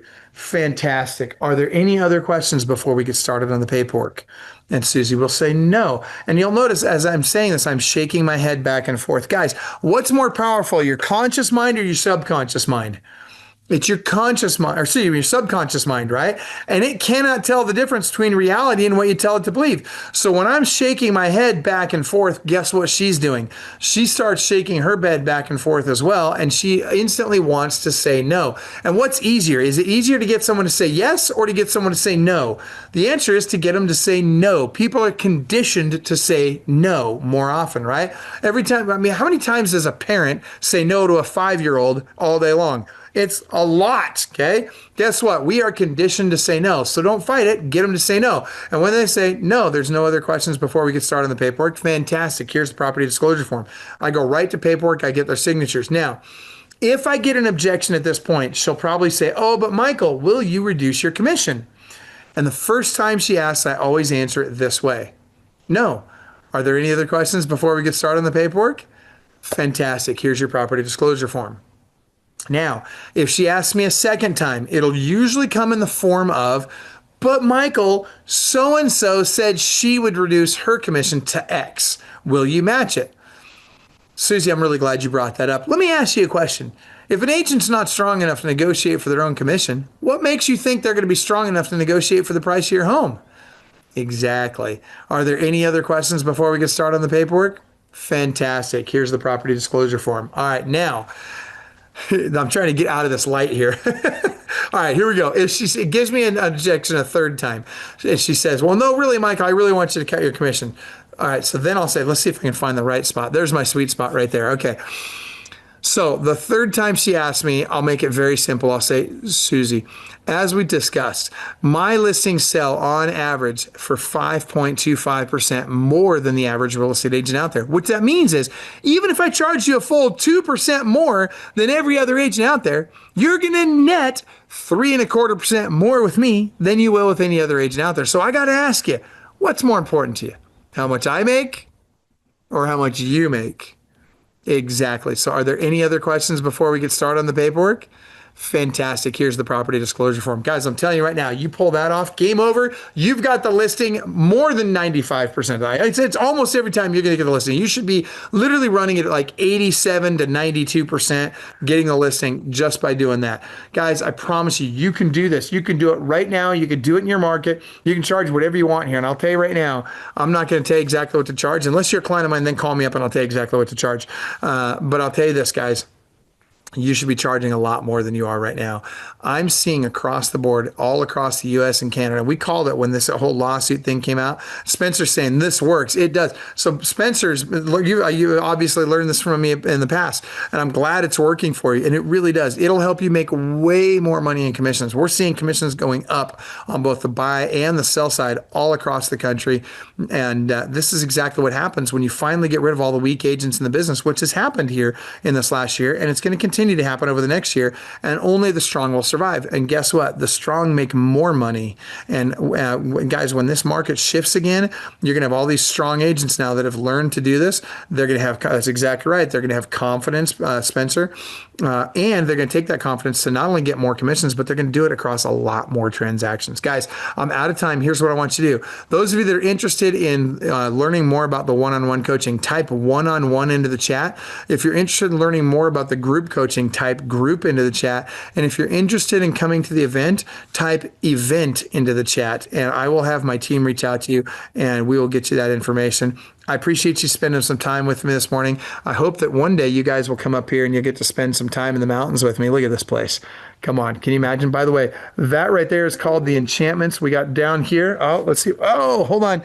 Down here, down in the bottom there. Oh, where's it at? Right there. That's a little Bavarian village called Leavenworth, Washington. Awesome little Bavarian village. Guys, I'm telling you right now, come up here. I'd love to host you and show you around town. Maybe take you for a little bike ride. Hopefully you're in good shape because, man, when I go bike riding, I like to ride, baby. And bring your bear spray because, you know, we might get chased by a bear or two. You just never know. That being said, guys, thanks for spending time with me this morning. I'm going to go finish my day up and then head to Hawaii this afternoon. And I'll do a couple of broadcasts from Hawaii while I'm there. But hope you guys have a great... No, you cannot pet the bear, Jess. There will be no petting of the bear. Okay. We don't do that here. Oh my goodness. And I appreciate that, you guys. That's really nice. I appreciate your comments in the chat. That's super nice of you guys. Anyway, I hope you have an awesome day and we'll see you soon. Take care, everybody.